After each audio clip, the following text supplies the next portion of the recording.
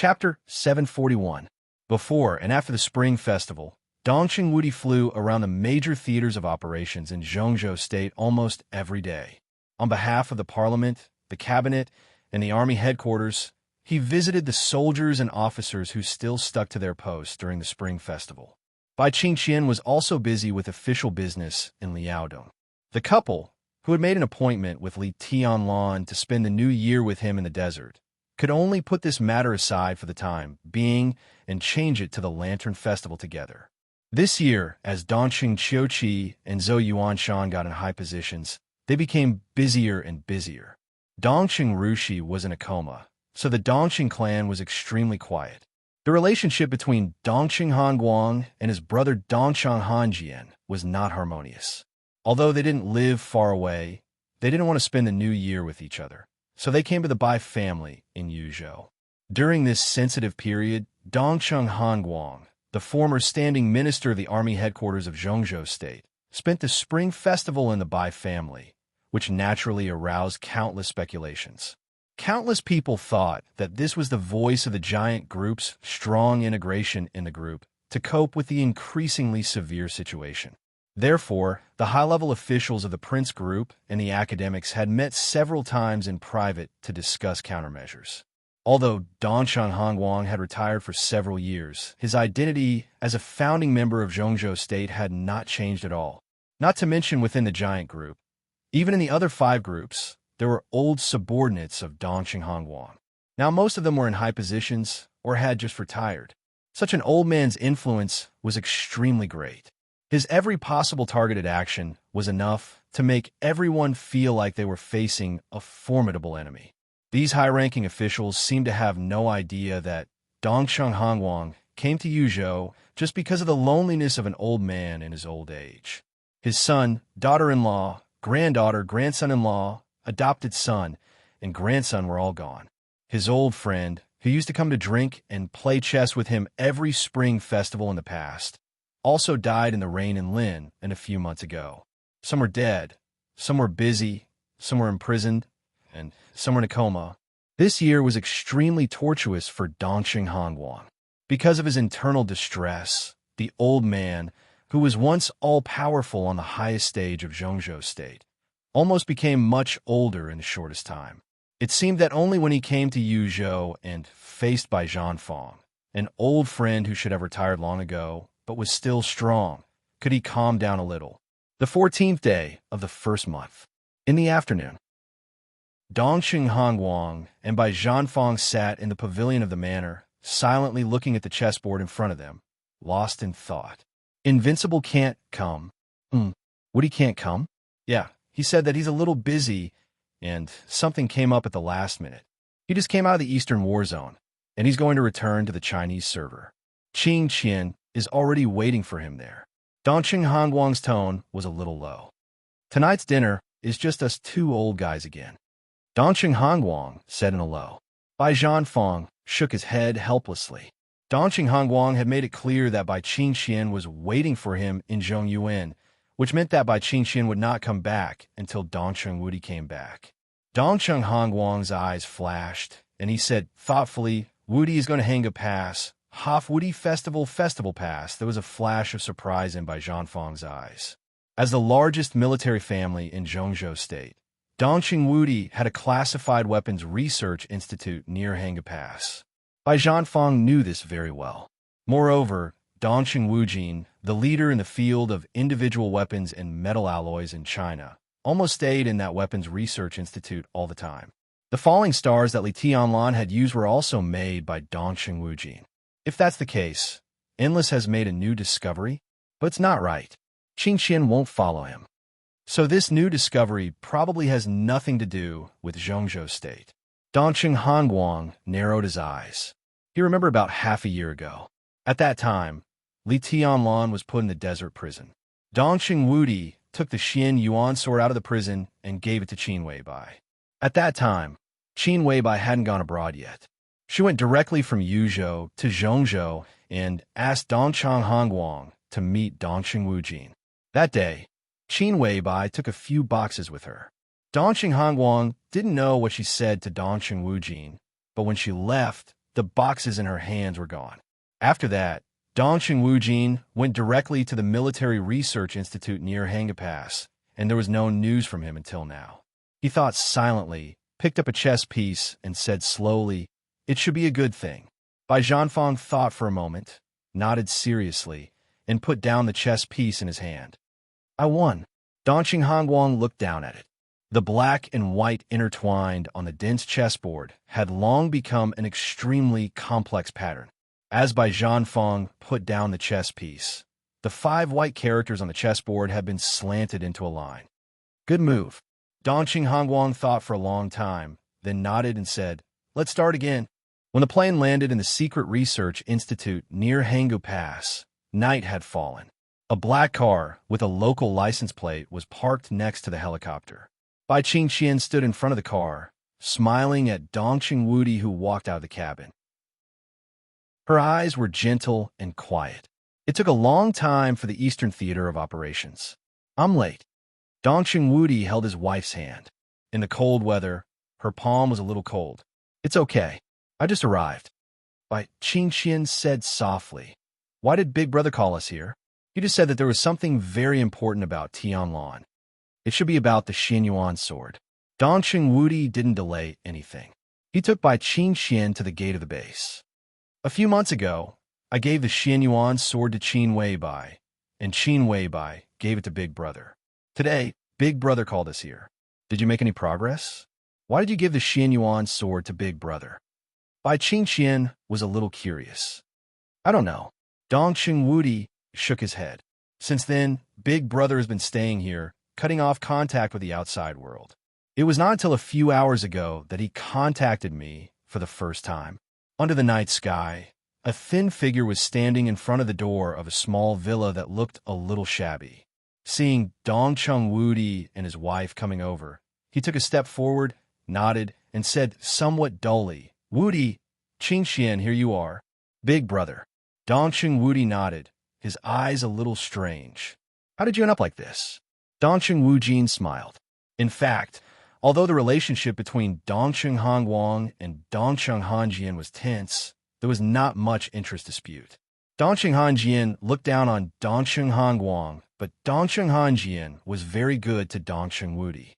Therefore, the relationship between the two old men's descendants was very strong, and there was nothing strange about it. "Hey," Dongqing Wujin smiled, a little complacent. In a few months, he seemed to have lost a lot of weight. He used to be a serious scholar, but now he was dirty all over. His beard seemed to have not been shaved for a long time, and he looked a little sloppy. But an unprecedented spirit gathered in his eyes, making him look extremely excited. "Come with me." Dongqing Wujin directly grabbed Dongqing Wudi's arm and dragged him inside. As he walked, he said, "I'll show you something incredible." Dongqing Wudi was helplessly dragged away. Dongqing Wujin's speed was getting faster and faster. In desperation, Dongqing Wudi simply reached out and held Bai Qingqian's still light body in his arms. Bai Qingqian blushed and gently hammered Dongqing Wudi, but did not refute anything. Dongqing Wudi giggled, and his eyes were a little dazed. Dongqing Wujin did not notice the abnormality behind him at all. He took the two of them into the elevator excitedly. It seemed that because he was too excited, he entered the familiar password twice in a row. Dongqing Wudi was shocked. This secret research base could be said to be one of the most important bases of the Dongshang clan, and its security measures were extremely strict. Once the password was entered incorrectly for the 3rd time, the elevator would self-destruct, and the whole base would explode at the same time. He did not want such an important base to be destroyed because of Dongqing Wujin's excitement. He quickly entered the password, then looked at Dongqing Wujin, who was so happy and unconscious, and asked helplessly, "Which floor?" "The 2nd floor underground," Dongqing Wudi said with a smile. Dongqing Wudi pressed the button. As the elevator descended, he said helplessly, "What on earth can make you so excited?" Dongqing Wujin rubbed his hands and became more and more excited. "I successfully dismantled the murderous weapon and recorded most of its data." "Murderous weapon?" Dongqing Wudi was suddenly shocked. "Which one?" "Not this one." Dongqing Wujin shook his head. Blue sky underworld, falling stars, twilight of the gods, and void divine light. He stretched out 4 fingers and smiled proudly. I dismantled 4 murderous weapons. Cough, cough, cough. Dongqing Wudi seemed to be choked by his saliva all at once. He coughed violently, and his face turned red. For murderous weapons? Yes, 4. Dismantled? Dismantled. When can you restore it? Why restore it? It has been dismantled, and it can't be restored. It was dismantled thoroughly. The elevator stopped. Dongqing Wudi, whose face was cloudy, stood in the elevator and stared blankly at Dongqing Wujin, whose face was glowing. So, the elevator door opened and closed. Dongqing Wudi did not dare to move for a moment. He looked at Dongqing Wujin and said expectantly, "So, big brother, now that you have analyzed the data of the murderous weapon, can you mass-produce murderous weapons?" "That can't be done." Dongqing Wujin shook his head honestly. "The murderous weapon is a very special energy source, and there is no way to copy it. But after recording most of the data, I can improve some existing firearms, such as Sky Attack. Before Sky Attack, it was very powerful. It can hit the target directly within a distance of 300 meters, and even kill a thunder-shocking realm expert. What about after the improvement? Can it threaten an invincible realm expert?"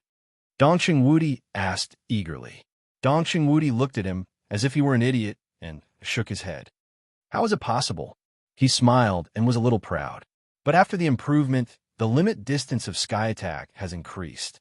It can increase by dozens of meters. If it hits the target within 350 meters, it can also kill a thunder-shocking realm expert." There was silence. Dongqing Wudi waited patiently for a while. But Dongqing Wujin had finished. He really finished. Just a little more distance? Dongqing Wudi asked incredulously. "Although the distance has increased by dozens of meters, it's very important, okay?" Dongqing Wujin was a little dissatisfied. Dongqing Wudi's heart shook violently. Of course, he knew that the distance of dozens of meters was very important, especially when shooting at a thunder-shocking realm expert. The distance of dozens of meters could almost be said to be the line of life and death. But for murderous weapons, Dongqing Wudi dismantled 4 valuable murderous weapons just to add a little distance to his standard piece of equipment. "You, prodigal, our 4 murderous weapons. Blue sky underworld, falling stars. Twilight of the gods, divine light, a void. 2 came from Li Tianlan and the Samsara Palace, and the other 2 were the spoils of the Samsara Palace in Eastern Europe. 4 murderous weapons. Where are the 4 murderous weapons?" Dongqing Wujin shook his head and said seriously, "There are no more. To be exact, there will be no more 4 murderous weapons in the dark world in the future." Dongqing Wudi's body trembled. At this moment, he really wanted to kneel down. The 4 murderous weapons. No, the pile of parts that you dismantled, where are they now? Dongqing Wujin glanced at him and was silent for a moment. Then he said, "They were eaten." I % yin yin yin. Dongqing Wudi's expression was distorted. For a moment, all his movements seemed to be frozen. Dongqing Wujin's voice continued to ring in the opening and closing of the elevator. They were all eaten by the Xianyuan sword. Chapter 742. The Xianyuan sword ate the murderous weapons. This was Dongqing Wudi's first reaction. The Xianyuan sword ate 4 murderous weapons. For murderous weapons, Dongqing Wudi, who completely realized what had happened, trembled all over and couldn't believe it. For hundreds of years, murderous weapons had always been national treasures, almost related to the fate of the country. Any country and any superpower regarded them as treasures. What did a murderous weapon mean? In the state of energy storage, each murderous weapon had a powerful destructive power that could directly threaten the life and death of an invincible realm expert. In other words, a murderous weapon almost meant an invincible realm expert who was in a special state and could only attack once in a period of time. And it was not an ordinary invincible realm expert. How about Gu Xingyan? Known as the god of war of Zhongzhou state, his real strength was the top in the entire dark world. He ranked 5th on the divine list and was infinitely close to the peak of the invincible realm. In the face of the close-range firing of Sunset, one of the 12 murderous weapons that ranked in the lower middle and lower reaches, he almost died. Such great power could be said to be the most important trump card anywhere. After the chaos in Eastern Europe, with the death of a large number of invincible realm experts, the two murderous weapons that originally belonged to the men in black and the Heroes Club fell directly into Li Tianlan's hands. With the disappearance of the Samsara Palace, Blue Sky Underworld also fell into Li Tianlan's hands, plus Falling Stars. For these 4 murderous weapons, Zhongzhou State even held high-level council meetings more than once. It was no exaggeration to say that once these 4 murderous weapons finished the energy storage process, Zhongzhou State would be more powerful in the entire Dark World. Because of this, Star State and the Heroes Club would negotiate with Zhongzhou State through different channels, trying to get back the Void Divine Light and the Twilight of the Gods. Of course, they would not give them to him, but Zhongzhou State was still discussing how to use them. After Li Tianlan swept the entire Beihai province, the parliament seemed to suddenly realize that these were Li Tianlan's trophies, so the topic was temporarily suppressed. But after all, Li Tianlan was still a man of Zhongzhou State. The 4 murderous weapons were in his hands, which meant that they were in the hands of Zhongzhou State. But now, for murderous weapons, were they eaten? Dongqing Wudi's heart collapsed, and the expression on his face suddenly became extremely complicated. He seemed to want to cry, but also wanted to laugh. All kinds of emotions, such as heartache and confusion, emerged all at once. It was as if he had countless personalities in an instant. Dongqing Wujin walked out of the elevator and looked back at Dongqing Wudi. His eyes were full of fanaticism. It was Boss Qin and Tianlan's idea, and I completed their commission. The Xianyuan sword ate the 4 murderous weapons. I fulfilled it, and it fulfilled me.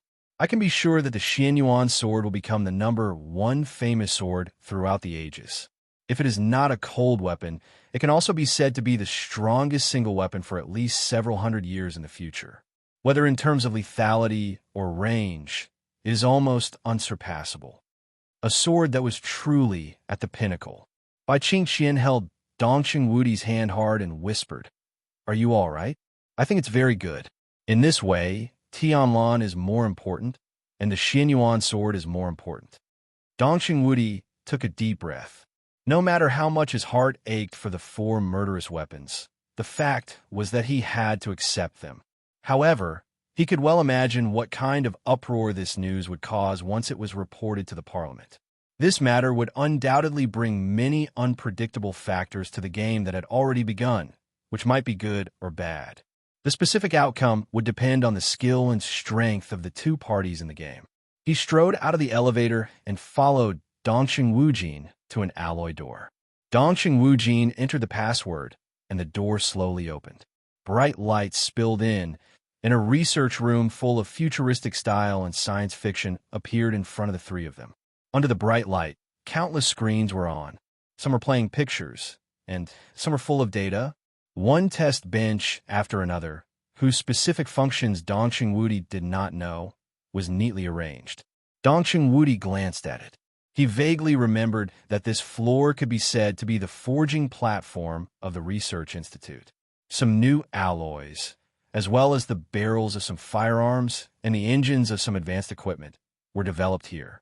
Today's machines had obviously been updated in a short period of time, and their functions had become more powerful. The couple followed Dongqing Wujin all the way forward and finally saw the Xianyuan sword in the center of the research room, which had eaten the 4 murderous weapons. Dongqing Wudi stared at the sword in front of him, dumbfounded. This was a completely unforgettable scene for him. The blade of the Xianyuan sword was inserted into the ground, and the hilt almost broke the ceiling of the entire research room.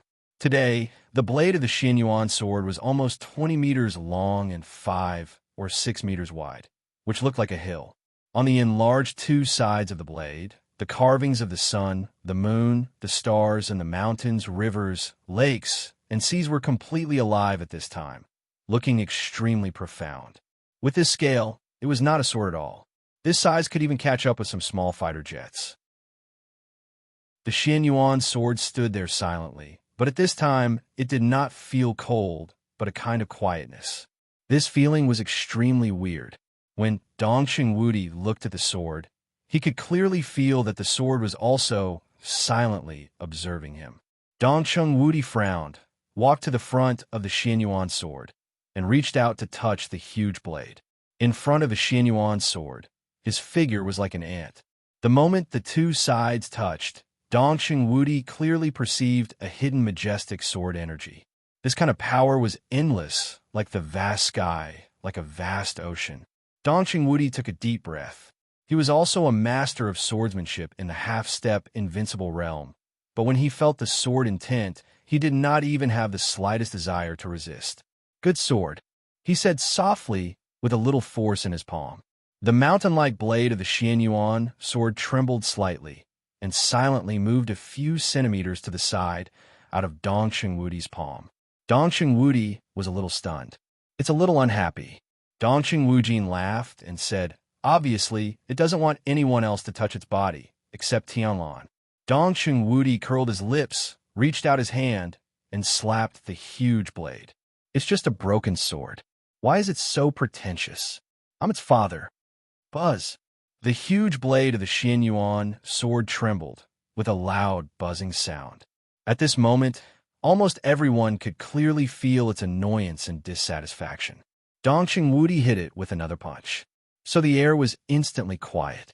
The Xianyuan sword moved back silently. "Tut tut." Dongqing Wudi was a little surprised. "It's really a spirit. To be exact, it's a different kind of life from us." Dongqing Wujin said calmly. "Do you remember the origin of the murderous weapon?" Dongqing Wudi's eyes flickered. The origin of the murderous weapon. In the beginning, the murderous weapon was called the Life Medal. It was a trophy obtained by the Wang family of Beihai and the first god of war of Zhongzhou State after they defeated a formidable enemy. About this, it had always been the top secret of Zhongzhou State. The only thing that was certain was that the huge piece of metal could indeed be called a kind of life, because it could clearly express some simple emotions and tendencies. Zhongzhou State had studied it for hundreds of years and even divided it into countless pieces, regardless of its opposition, to study its components and made great progress in some fields. But later, because of an accident or necessity, a large number of life metal left the laboratory and even left Zhongzhou State. That was how the 13 murderous weapons of the Dark World came into being. More than 20 years ago, the endless sky collapsed, and only 12 of the 13 murderous weapons were left. If all the metals were gathered together and returned to their origin, then it could indeed be regarded as a life, but not a human being. "Life," Dongqing Wudi muttered to himself and shook his head. To be precise, they have a kind of energy source inside them. This strange metal is just a carrier of this energy. They can absorb this energy, and when they absorb it to a certain extent, they can emit a kind of shockingly destructive ray. It has super penetrating power and super strong coverage. Zhongzhou State has not figured out what the energy they absorb is and what kind of attribute it has. At present, making them into murderous weapons is the only way, and it is also the simplest, most primitive, and most basic way to use them. Dongqing Wujin said slowly, "If we can analyze this energy and make full use of it, we may be able to change countless fields in the world." "Big brother, do you have a way to further use this energy?" Dongqing Wudi's eyes lit up. "Not really. I can only say that it's an improvement." Dongqing Wujin shook his head. "The source of the life metal is unknown. The most credible theory is that it should be a meteorite from outer space. Research materials are limited, so it's unlikely for us to make full use of them. However, when analyzing the Xianyuan sword, we found that part of the material of the Xianyuan sword is very similar to that of a murderous weapon. It can even be said that the Xianyuan sword is a murderous weapon, but the energy it contains is far more than that of other murderous weapons. Once the two kinds of energy meet, it is almost instinctive to devour each other. So the Xianyuan sword has devoured all the energy of the 4 murderous weapons in the past few months. I went to Mormon's in person and found a way to improve it from the traces of destruction at the scene. What way? Dongqing Wudi asked. Dongqing Wujin hesitated and shook his head. At present, our research on the life metal is still a little limited. I'm not sure about some things. But judging from some traces of destruction at Mormon's, if the sword light at that time is regarded as a blow from a murderous weapon, then the power of that sword can be said to be several times that of an ordinary murderous weapon. It is said that the Xianyuan sword is the core of a sword formation. There are 13 floors and 13 swords. At present, I can't analyze the composition of the other 12 swords. But it is certain that if the 13 floors are regarded as a murderous weapon and that sword is regarded as a blow from a murderous weapon, then it will take at least more than 20 years to accumulate energy. I can't study all their secrets for the time being, so I can only make up for its shortcomings in another way. Dongqing Wudi looked at Dongqing Wujin with a serious look in his eyes. Dongqing Wujin nodded. So I let the Xianyuan sword devour 4 murderous weapons.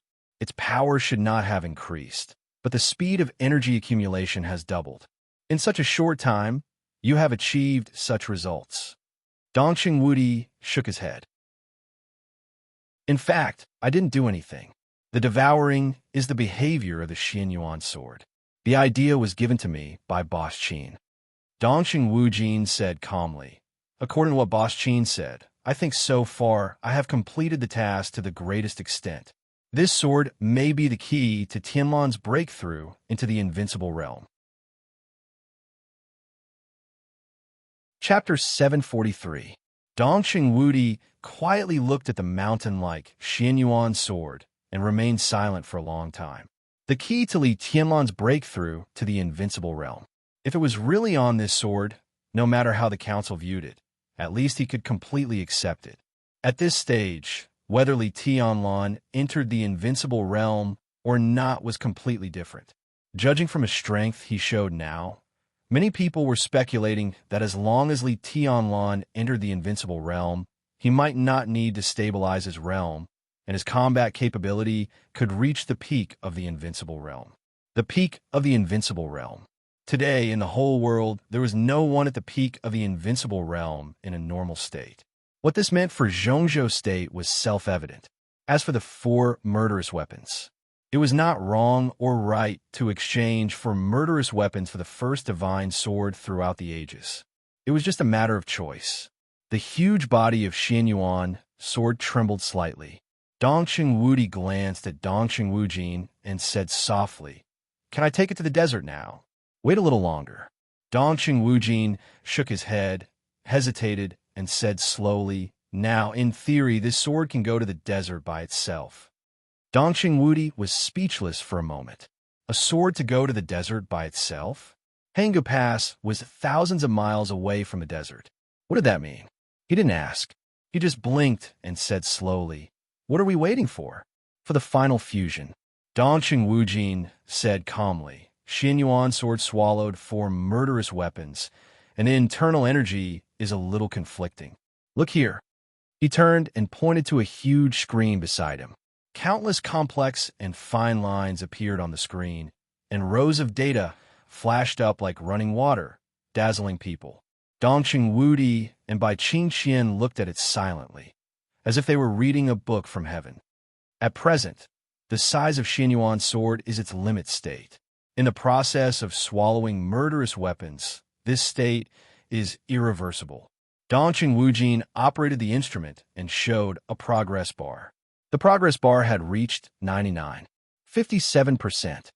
Just a little bit more, and it can completely merge with the murderous weapons. At that time, Xianyuan's sword can return to its original state, 3 to 5 centimeters long. Then you can take it to the desert. The last point, will there be any accidents? Bai Qingxian suddenly felt a little nervous, and her dignified face was obviously concerned. "I won't," Dongqing Wujin said affirmatively. "All accidents have been ruled out.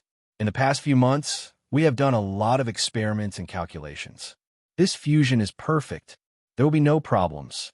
The Xianyuan sword had begun to shrink. The progress bar, which had almost reached the end, moved forward bit by bit. The 3 of them stopped talking and waited in silence. Switzerland. Worry-free manner. Biology laboratory. My stats have reached the peak. I can now complete the final step of fusion and inject the body of the war god. A large amount of body data flowed continuously on the screen. On another screen, the data representing the cell activity was also tumbling.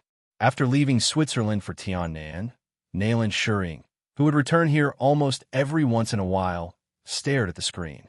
When most of the data reached the peak, she didn't hesitate and spoke directly.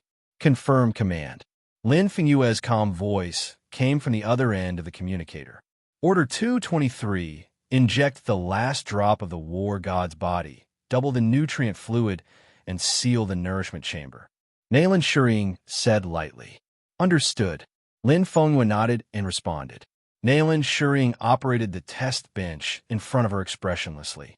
The picture switched, and the picture of the nourishment chamber appeared on the screen. Countless nutrient fluids similar to bubbles were tumbling in the nourishment chamber, and the nourishment chamber lit up with a red light. For a few months, the injection of half of the war god's body, one drop at a time, would officially end today. Nayland Shuring didn't know what the result would be, so she could only wait. Zhongzhou State. Miaojiang. Under the dim sky, a gentle and calm figure slowly walked into a small village in the deep mountains in the night. There was no light in the village. Under the cover of the night, every household lit up a faint candlelight. Several dark-skinned but extremely sturdy children were playing on the uneven streets. When they saw an outsider walking in, they all stopped curiously. It was dilapidated, barren, and almost absolutely closed. The outsider stood at the entrance of the village and looked around for a while, as if to make sure that he was not in the wrong place. An old man walked out of his house and saw a stranger standing at the entrance of the village. He was stunned and suddenly became a little vigilant. He took 2 steps forward and said warily in a dialect with a strong accent, "Who are you looking for?" In the night, the outsider's whole body was covered in a shabby coat from head to toe. When he heard the question, he put his palms together and bent down slightly. As he moved, the coat that covered his head slid backward, and a bald head with a ring scar appeared in the night. "I'm looking for the Goo King." His voice was gentle and calm, neither fast nor slow. He turned out to be a monk. The old man at the entrance of the village was stunned and immediately let down all his vigilance, even with a little respect. He trotted to the monk, carefully identified him, and then stammered, Ru, Master Rujin? My Dharma name is Rui." A touch of sadness flashed in the monk's eyes, and he said softly, "Senior brother Rujin has passed away." The old man didn't understand the meaning of passing away, but it could be seen that he was very happy and danced. "Old man, please take me to see the Goo King." Rui's voice was gentle. The old man nodded happily, took the monk to a dilapidated hut in the middle of the village, and said something in a hurry. Rui waited quietly. The next moment, the door of the hut was pushed open, and a very tall, middle-aged man bent down and walked out of the door. Rui put his palms together and bowed deeply. "What's the matter, master?" The current Goo King looked at Rui with some expectation in his eyes. "I'm here to get a flower by my master's order," Rui said softly. The Goo King was stunned and said softly, "Great Master Wu Wei." Rui put his palms together and said nothing. The Goo King was silent for a long time, and then he said sadly, "Master." He shook his head hard, cheered himself up, and said softly, "What flower did Master Rui come here to get?" "The fate of the mortal world." Rui's voice was calm. King of venomous worms, breathing became rapid. He looked at Rui seriously. He nodded and said solemnly, "Please." Rui stepped into the hut. There was a small table in the center of the hut, and a clay pot was placed in the middle of the table. In the faint candlelight, a delicate tender branch was blooming in the clay pot, swaying slightly with the candlelight. A few months ago, this flower bloomed. I knew the master would come. "Master, you're late." The Goo King looked at the flower quietly, and his eyes were in a trance. Rui didn't say anything. A few months ago, when the flower bloomed, it should be that eternal. The moment when Heng's sword illuminated the sky above Mormon's. It was also the moment when all the flowers in Mormon's manor fell. He looked at the flower, and the candlelight illuminated his bald head, which was a little weird. This belongs to great Master Wu Wei. Master, please take it away. The Gu King continued to speak. Rui turned his head and looked at the Gu King seriously, saying softly, "Do you know what this means?" "Master, you said it back then, but I don't regret it." The Gu King shook his head with a smile. The Miaojiang wizard clan was almost exterminated. If it weren't for you, we wouldn't have been able to keep this small village. I'm the Gu King, and I'm also a sinner. This is my redemption. Master, I hope that when you take away the fate of the mortal world, you can also give our wizard clan a chance to survive. Rui nodded and said softly, "Don't worry, Gu King. There will be opportunities soon. They will live a good life in the future." The Gu King was silent for a moment, then walked over and carefully dug out the little flower. He said in a low voice, "That's the best." Zhongzhou State, Golden Autumn Pavilion, Hidden Dragon Sea. Li Huaqing put down the documents at hand, looked at the night outside the window, pondered for a while, and then pressed the call button on the table. A young secretary came in and said respectfully, "President, inform Minister Yi Dongsheng and ask him to come here. I have some questions to communicate with him." Li Huaqing said softly. "Okay." The secretary nodded and turned to leave. Li Huaqing made himself a cup of strong tea, came to the window, and looked up at the night sky. There was no dazzling light in the Hidden Dragon Sea, and the night sky was clear. There were few stars in the winter sky, which was extremely deep. Li Huaqing looked at it quietly, and his eyes were extremely high. A faint stream of light cut through the sky and disappeared in a flash. Li Huaqing didn't care. Another meteor streaked across the sky. Dazzling meteors appeared one after another, and more of them appeared. The night sky seemed to be deeper. The meteors kept appearing like rain.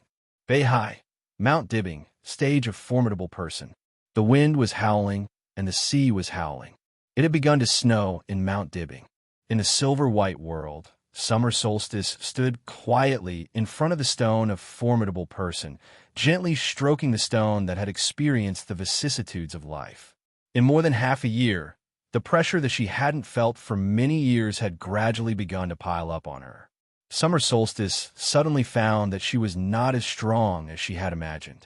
Whenever she felt that she couldn't bear the burden, she would come here alone and look at the names on the stone of formidable person.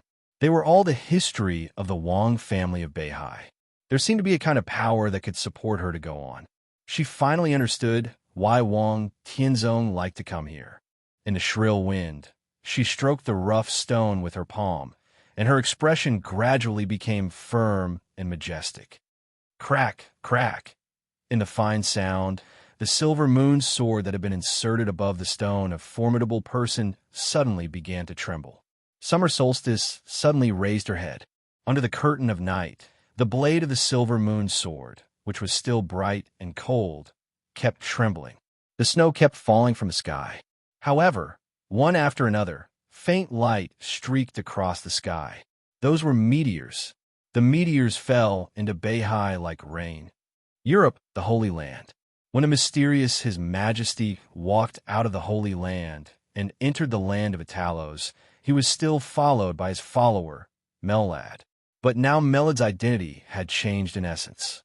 No one knew what His Majesty and the Pope had discussed, but the follower could clearly sense that His Majesty's footsteps were becoming more and more powerful. They had endured for so many years. From this moment on, they seemed to have risen. The popes would be conveyed to the whole dark world as soon as possible. Melad, the former deputy commander of the Holy Disarmament Corps, would serve as the commander of the Holy Disarmament Corps and also serve as the Grand Knight of Knights Templars. Melad naturally knew what that meant. During the period of silence of the Shadow Throne, the whole of Europe would be in His Majesty's hands. "Congratulations, Your Majesty." Melad's voice was respectful and fanatical. His Majesty smiled and said, "This is just the beginning." Yuzhou, in a sanatorium that was heavily guarded, a saint dressed in black slowly walked into a ward. In a quiet ward, countless instruments were running and making sounds from time to time. On the bed in the center, A woman in white was lying quietly on it, motionless. She was Li Shi, the wife of the city lord of Kunlun City. Half a year had passed since the chaos in Eastern Europe. Li Shi was transferred from the private hospital of the giant group to the current sanatorium. Saint was personally in charge here, and no one dared to make trouble. Even Kunlun City had not expressed its opinion on the current situation. They seemed to have completely forgotten the existence of Li Shi, and they were completely indifferent to her situation. For half a year, Li Shi was still sleeping, and there was no sign of waking up. Saint looked at her silently and suddenly waved his hand. The seemingly ordinary space continued to fluctuate as he waved his hand, and it spread out, revealing a small domain. Xian Xuanzi, who was still dressed in a Taoist robe, walked out of Saint's domain. Looking at his daughter lying on the bed, his eyes were a little sad. Basically, her injury has been stabilized. It's only a matter of time before she wakes up. It won't be a big problem. Don't worry. Saint's voice was stable and peaceful. The Samsara Palace was gone, and most of the 12 supermasters had fallen. But on the eve of its destruction, Xian Xuanzi, who joined the Samsara Palace, was still the 13th supermaster, and he was really on the same side as Saint. If he wanted to see his unconscious daughter, Saint would naturally help him. That's good, that's good. Xian Xuanzi muttered to himself, but he didn't know what to say. He gazed kindly at his daughter's sleeping face. After a long time, he whispered, "Let's go." He turned and walked to the door. The domain was opened again and enveloped him. Xian Xuanzi came to the balcony outside the ward and looked at the starry sky. He was silent and a little sad. "What's your next plan?" Saint stood beside him and lit a cigarette. "I'm going to find a monk and get a flower." Xian Xuanzi whispered, "This is the last thing I'll do. I'll wake up the palace master. It's time for me to retire." "Palace master? Can she really wake up?" Saint said in a complicated tone. "She can definitely wake up." Xian Xuanzi said faintly, "Luck, God's design, her own fate and years of hard work all determine that she can't die." "Luck, God's design," Saint chuckled and shook his head. "You cannot believe it, but it doesn't mean it doesn't exist. Surreal things also exist in reality. Many things can't be explained. Most of what I've learned are things you don't believe in." "You don't believe in this, but can you say that it doesn't exist?" Xian Xuanzi asked. Saint was silent. There were too many things about metaphysics grandmasters like Great Master Wu Wei and Xian Xuanzi that couldn't be explained. But it didn't mean that it didn't exist. For example, Li Tianlan's resurrection. What is God's design? Saint asked. Xian Xuanzi thought for a while and suddenly pointed to the sky. "Look, for example." He suddenly stopped breathing. Saint looked up at the sky and narrowed his eyes. The night sky seemed to suddenly become extremely gorgeous. Countless glimmers burned and fell from the sky. Endless, spectacular, and beautiful. For example, what? Saint looked at the meteor shower in the sky and asked slowly. Xian Xuanzi didn't speak. His whole face suddenly twisted, his arms trembled violently, and his eyes suddenly became extremely frightened. In the base, the Xian Yuan sword, which had been shrinking, finally became that delicate and perfect black sword again. Dongqing Wujin smiled with joy. "Finally, I made it." I boom. The sudden roar drowned all of Dongqing Wujin's voice in an instant. The Xian Yuan sword suspended in the air suddenly burst out an unparalleled strong light, and the whole sword body expanded again. The wild sword energy surged out, filling the entire space of the research room like a wave. Dongqing Wudi, whose face changed greatly, directly protected Dongqing Wujin and by Qing Qian and retreated quickly. The sword light became brighter and brighter, constantly expanding in the laboratory. Without hesitation, Dongqing Wudi directly left the research room, knocked open the elevator, and rushed out of the ground. The next moment, a strong light appeared over the entire Hanga Pass. The strong light penetrated the ground and went straight into the sky. An earth-shattering explosion suddenly sounded. The Xian Yuan sword rushed out. The entire research base of the Dongchang clan turned into ruins in an instant. The Xian Yuan sword, which was as huge as a mountain, shrank and grew bigger. Somehow, there seemed to be a sigh, which was extremely complicated. What's going on? Dongxing Wujin's voice was filled with disbelief. Dongxing Wudi frowned and was about to speak. Puff! Bai Qingqian's body suddenly went limp, and a large mouthful of blood sprayed directly from her mouth. Forgotten City. With the final injection of the body of the god of war, a large amount of nutrient solution had completely drowned the figure in the nutrition chamber. Qin Weibai stood in front of the nutrition chamber, looking at the faint voice. Her eyes were shining, and her whole person became erratic and strange. I know you can hear me. Her ethereal yet penetrating voice rang out. Even if you can't hear anything, you can still hear my voice, right? The nutrient solution was extremely calm.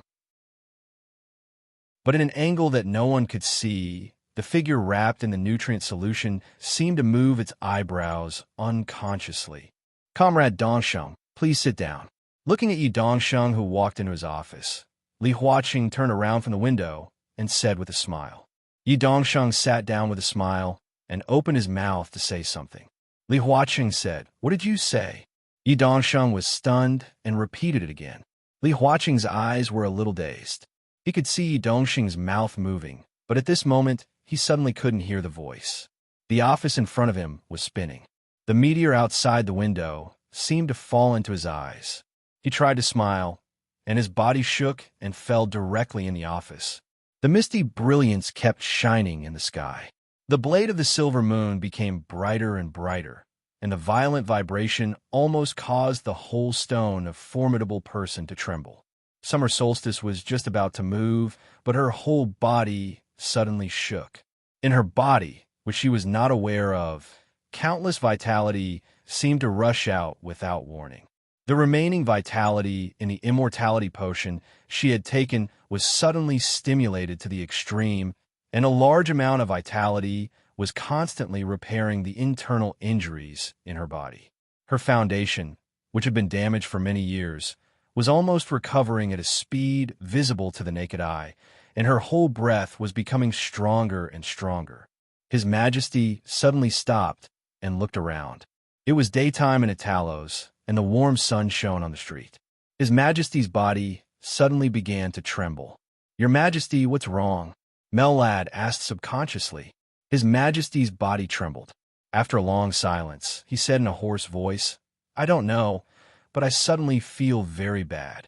He paused and said in a heavier voice, "No, it's very bad." Desert prison. In the dormitory of Xiao Mahai, Li Tianlan was meditating on the large and soft bed. His injury had almost completely healed in a few months of recuperation, and his state had also reached the peak. He became more and more focused in the state of meditation. Without any warning, he suddenly opened his eyes. It was a vast expanse of whiteness. The luxurious dormitory had completely disappeared in front of him. He did not know when the hazy fog had completely filled the room. The fog was misty and more, constantly emerging from his body.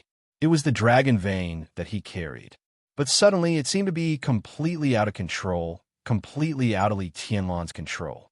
Li Tianlan was startled and subconsciously tried to stand up. But as soon as he moved, he suddenly lost his balance and fell to the ground. An unprecedented weakness completely enveloped him. In the white fog, his body had almost turned into nothingness. Only the vast white fog kept gushing out, more and more, covering everything. The whole dormitory became pure white. Yuzhou, Xian Xuanzi's body was stiff, and his palm was still pointing to the sky. There were more and more meteors in the sky, densely packed. Thousands of them appeared in the night sky, with incomparably dazzling brilliance. Xian Xuanzi's eyes became more and more frightened. Meteor shower? He knew that it was not. He was sure that it was not a meteor shower. In his eyes, the glimmering lights represented the fate of boundless vitality. They streaked across the sky and stirred up everything, turning all the order in the dark into a complete mess. It was impossible to speculate. The fate of countless people was completely scattered. It was as if there were countless forks in the road, densely packed like a maze. Xian Xuanzi opened his mouth. He wanted to say something, But as soon as he opened his mouth, he spat out a large mouthful of blood. Not only his mouth, but also his eyes, ears, and nostrils were full of blood. In the blink of an eye, a large amount of blood had dyed his Taoist robe red, making him look like a bloody man. It suddenly began to snow in Yuzhou City. In the sky full of stars, snowflakes kept falling. It was a heavy snowfall. Xian Xuanzi's body shook and fell. Dongqing Wudi held his body and said in a serious tone, "What's going on?" "Cough, cough." Xian Xuanzi coughed, and every time he coughed, a lot of blood foam came out. His voice was hoarse. Heaven's secret, in a voice that was getting weaker and weaker, he opened his mouth with great difficulty. Heaven's secret is messed up, the fate of the country, messed up, karma, messed up, divine emperor of 9 heavens. Chapter 744. On the 15th day of the first lunar month, it snowed heavily in Lin. The heavy snow fell from late at night to early in the morning, getting heavier and heavier. The world was silvery white, and the water of the West Lake became clearer. Snow was not common in Lin, and the West Lake in the snow was even more magnificent. When the snow covered the world, countless citizens had come to the West Lake to play, and the atmosphere was relaxed and leisurely. 2 men, who seemed to be shrouded in clouds and mist, walked quietly in the crowd, calm and indifferent. Walking in front was a young man who seemed to be in his 30s. Under the flying snow, in the crowd, he was like a very eye-catching lighthouse, constantly attracting the attention of everyone around him. The young man seemed to be unaware of it. He just raised his head and looked at the snowflakes in the air in a trance. No one could see his appearance clearly, but almost everyone's eyes around him were firmly attracted by him. It was an indescribable feeling, like the flying snow in the air, the breeze in the morning, the moonlight at night, and the sunset at dusk. Cold, indifferent, perfect, and quiet. He was so quiet that he was almost old. This was unparalleled perfection and elegance. Although no one could see his appearance clearly, everyone who saw him could be sure that this was a perfect man, ethereal and dreamy. The young girls on the West Lake summoned up their courage and came over almost in waves. Even if they couldn't get his contact information, it was good to talk to such a man, but no one could get within 3 meters of him. The young man was silent. The man who followed him with a respectful face stood up to stop them when necessary, like the most dutiful bodyguard.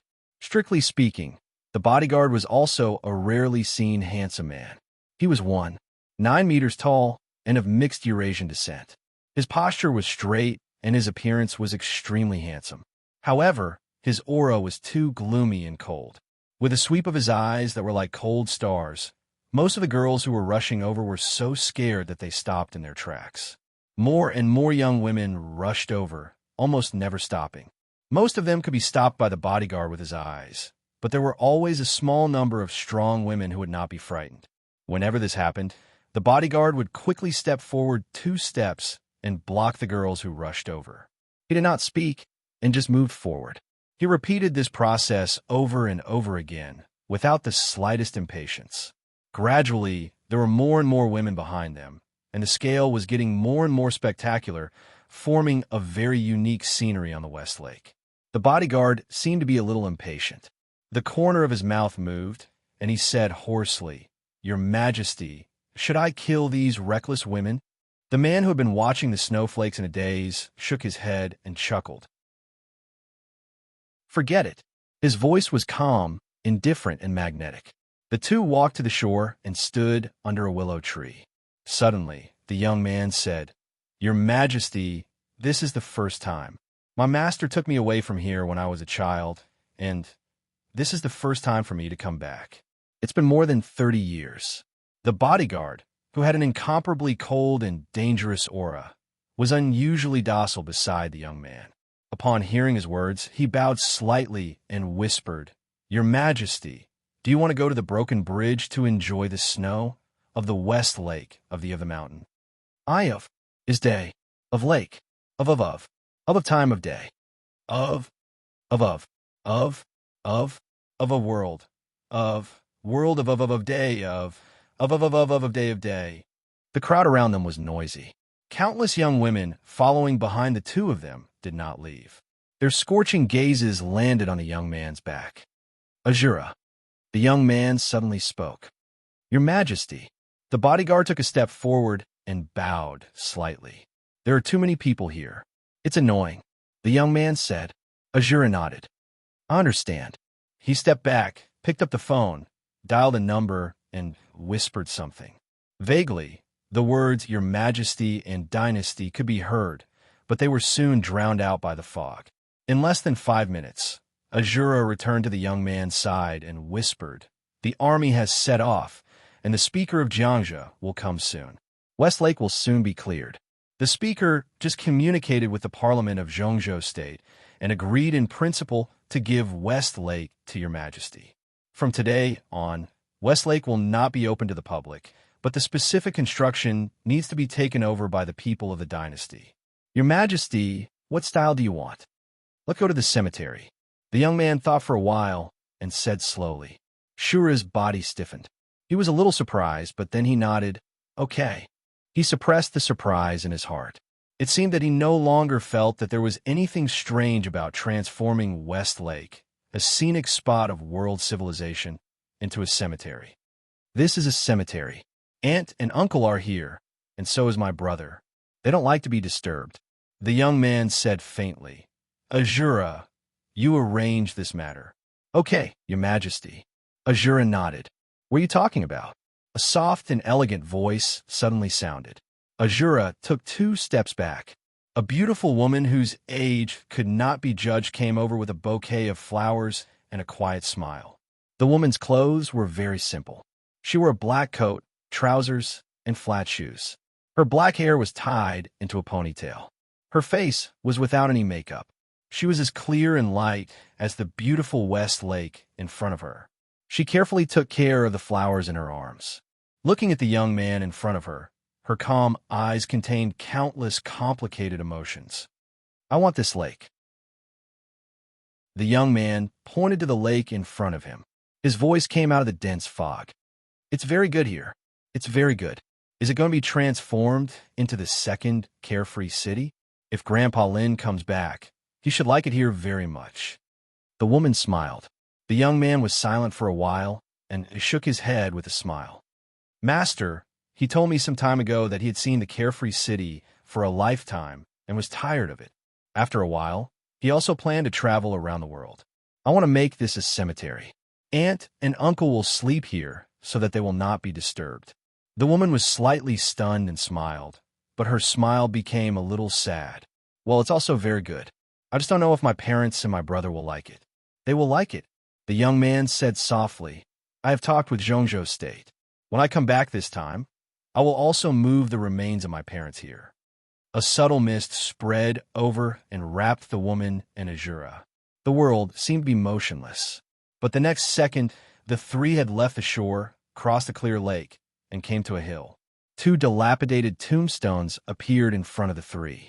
The woman's hand holding the flowers trembled slightly. She whispered, That's even better. If uncle and aunt come, my parents will not be lonely. I hope so. The young man nodded. I hope aunt and uncle don't hate my mother. We are sorry for them. The woman reached out and touched the young man's hair. She said softly, No, we are a family. Really? The young man looked at the flying snow in front of him. Cousin, do you hate her? My mother. Do you hate her? No. The woman whispered, I may not have liked her before, but when I see you, I don't hate her anymore. When my parents see uncle, they won't hate aunt. We are a family. And grandpa and grandma, grandma and grandpa, the young man muttered to himself. The dense mist dissipated around him. A perfectly chiseled face appeared in the air. His expression was still calm, but a trace of blood gradually appeared in the corner of his eyes. Azura. He suddenly opened his mouth and called out, Your Majesty. Azura took a step forward. You have cleaned my grave for 10 years. Do you know who you are cleaning for? His Majesty's voice was a little cold. It's for the family of Your Majesty. Azura said hesitantly. His Majesty nodded, reached out to touch the dilapidated tombstone in front of him, and said blandly, My aunt and uncle are lying here. The grave next to it is my brother's. The one standing beside me now is the chief administrator of the dynasty, my cousin, the daughter of my aunt and uncle. Azura's body trembled, and he lowered his head, not daring to look up. This was originally a big family that stood at the peak of Zhongzhou State. Azura, why is it like this? His Majesty whispered to himself in a confused tone. Azura's body trembled more and more severely. With a thud, he knelt on the ground, still not daring to speak. At this moment, he was not a super expert who was famous in the dark world and was about to break through the peak of the invincible realm. He was just an ordinary person who did not know what to do in fear and trepidation. Because of my father, His Majesty smiled softly. Do you know that my father was the heavenly son of that era? Everyone thought that he could lead the family to a new height. He unconsciously stroked the tombstone with his palm and whispered, just when he was closest to success, he failed. My grandfather. His voice was still calm, but the temperature between heaven and earth was getting lower and lower. He was the most famous marshal in Zhongzhou State back then, and even the most famous marshal in the world. He fought hundreds of battles in his life and never failed. No marshal in the world was his opponent. He was a hero all his life. The day after my father failed and died, he took a military plane from the border to Yuzhou, but he died in an air crash. His body has not been found until now. Azura's body crawled down, and he did not dare to move. These things might have nothing to do with him, but His Majesty was obviously in a bad mood now. In the past few years, more than one invincible realm expert had died in His Majesty's anger, including an expert at the peak of the invincible realm. Although he was His Majesty's henchman, he did not dare to be too relaxed at this time. My grandmother could have become a member of parliament in Zhongzhou State. As soon as the news of my father's death came, the news of my grandfather's death came. She quarreled with my grandfather for many years because of my father. After the news came, she vomited blood and fell into a coma. When she woke up, she went completely crazy and died in a mental hospital in the spring of the next year. My uncle was the speaker of Jiangxia. After my grandfather's funeral, he was hit by a car and died on the road as soon as he left the scene. The wind stopped. In an instant, the flying snow tins of thousands of meters above the entire West Lake froze in the air. The extreme coldness spread out with the hill as the center. The army that was ready to clear the West Lake had not arrived yet. The tourists by the West Lake rushed home in a hurry in the extreme cold. My aunt was reported for corruption and bribery. Everything that was reported was unreliable, but some people believed it. She sent my cousin to a friend's house and was thrown into prison. When she was sent to prison, she was 8 months pregnant. My brother was born in prison. On the second day of his birth, it was said that all the bones in his body were crushed. How old was the child? Ha ha ha ha ha ha. He cried in prison all day? All day. My aunt knelt down and begged the prison guards to let her take the child to the hospital, but no one paid attention to her. On the night my brother died, my aunt also died in prison. The woman in front of the tombstone put down the flowers and covered her mouth, not daring to cry out loud. Maybe there was another aunt. I don't know if she counted. After my father's accident, she jumped from the highest building in Huading. Her body was long gone. Do you know what happened next? Later, my mother found my cousin and hid me and my cousin. And then, sorry, I shouldn't have said this.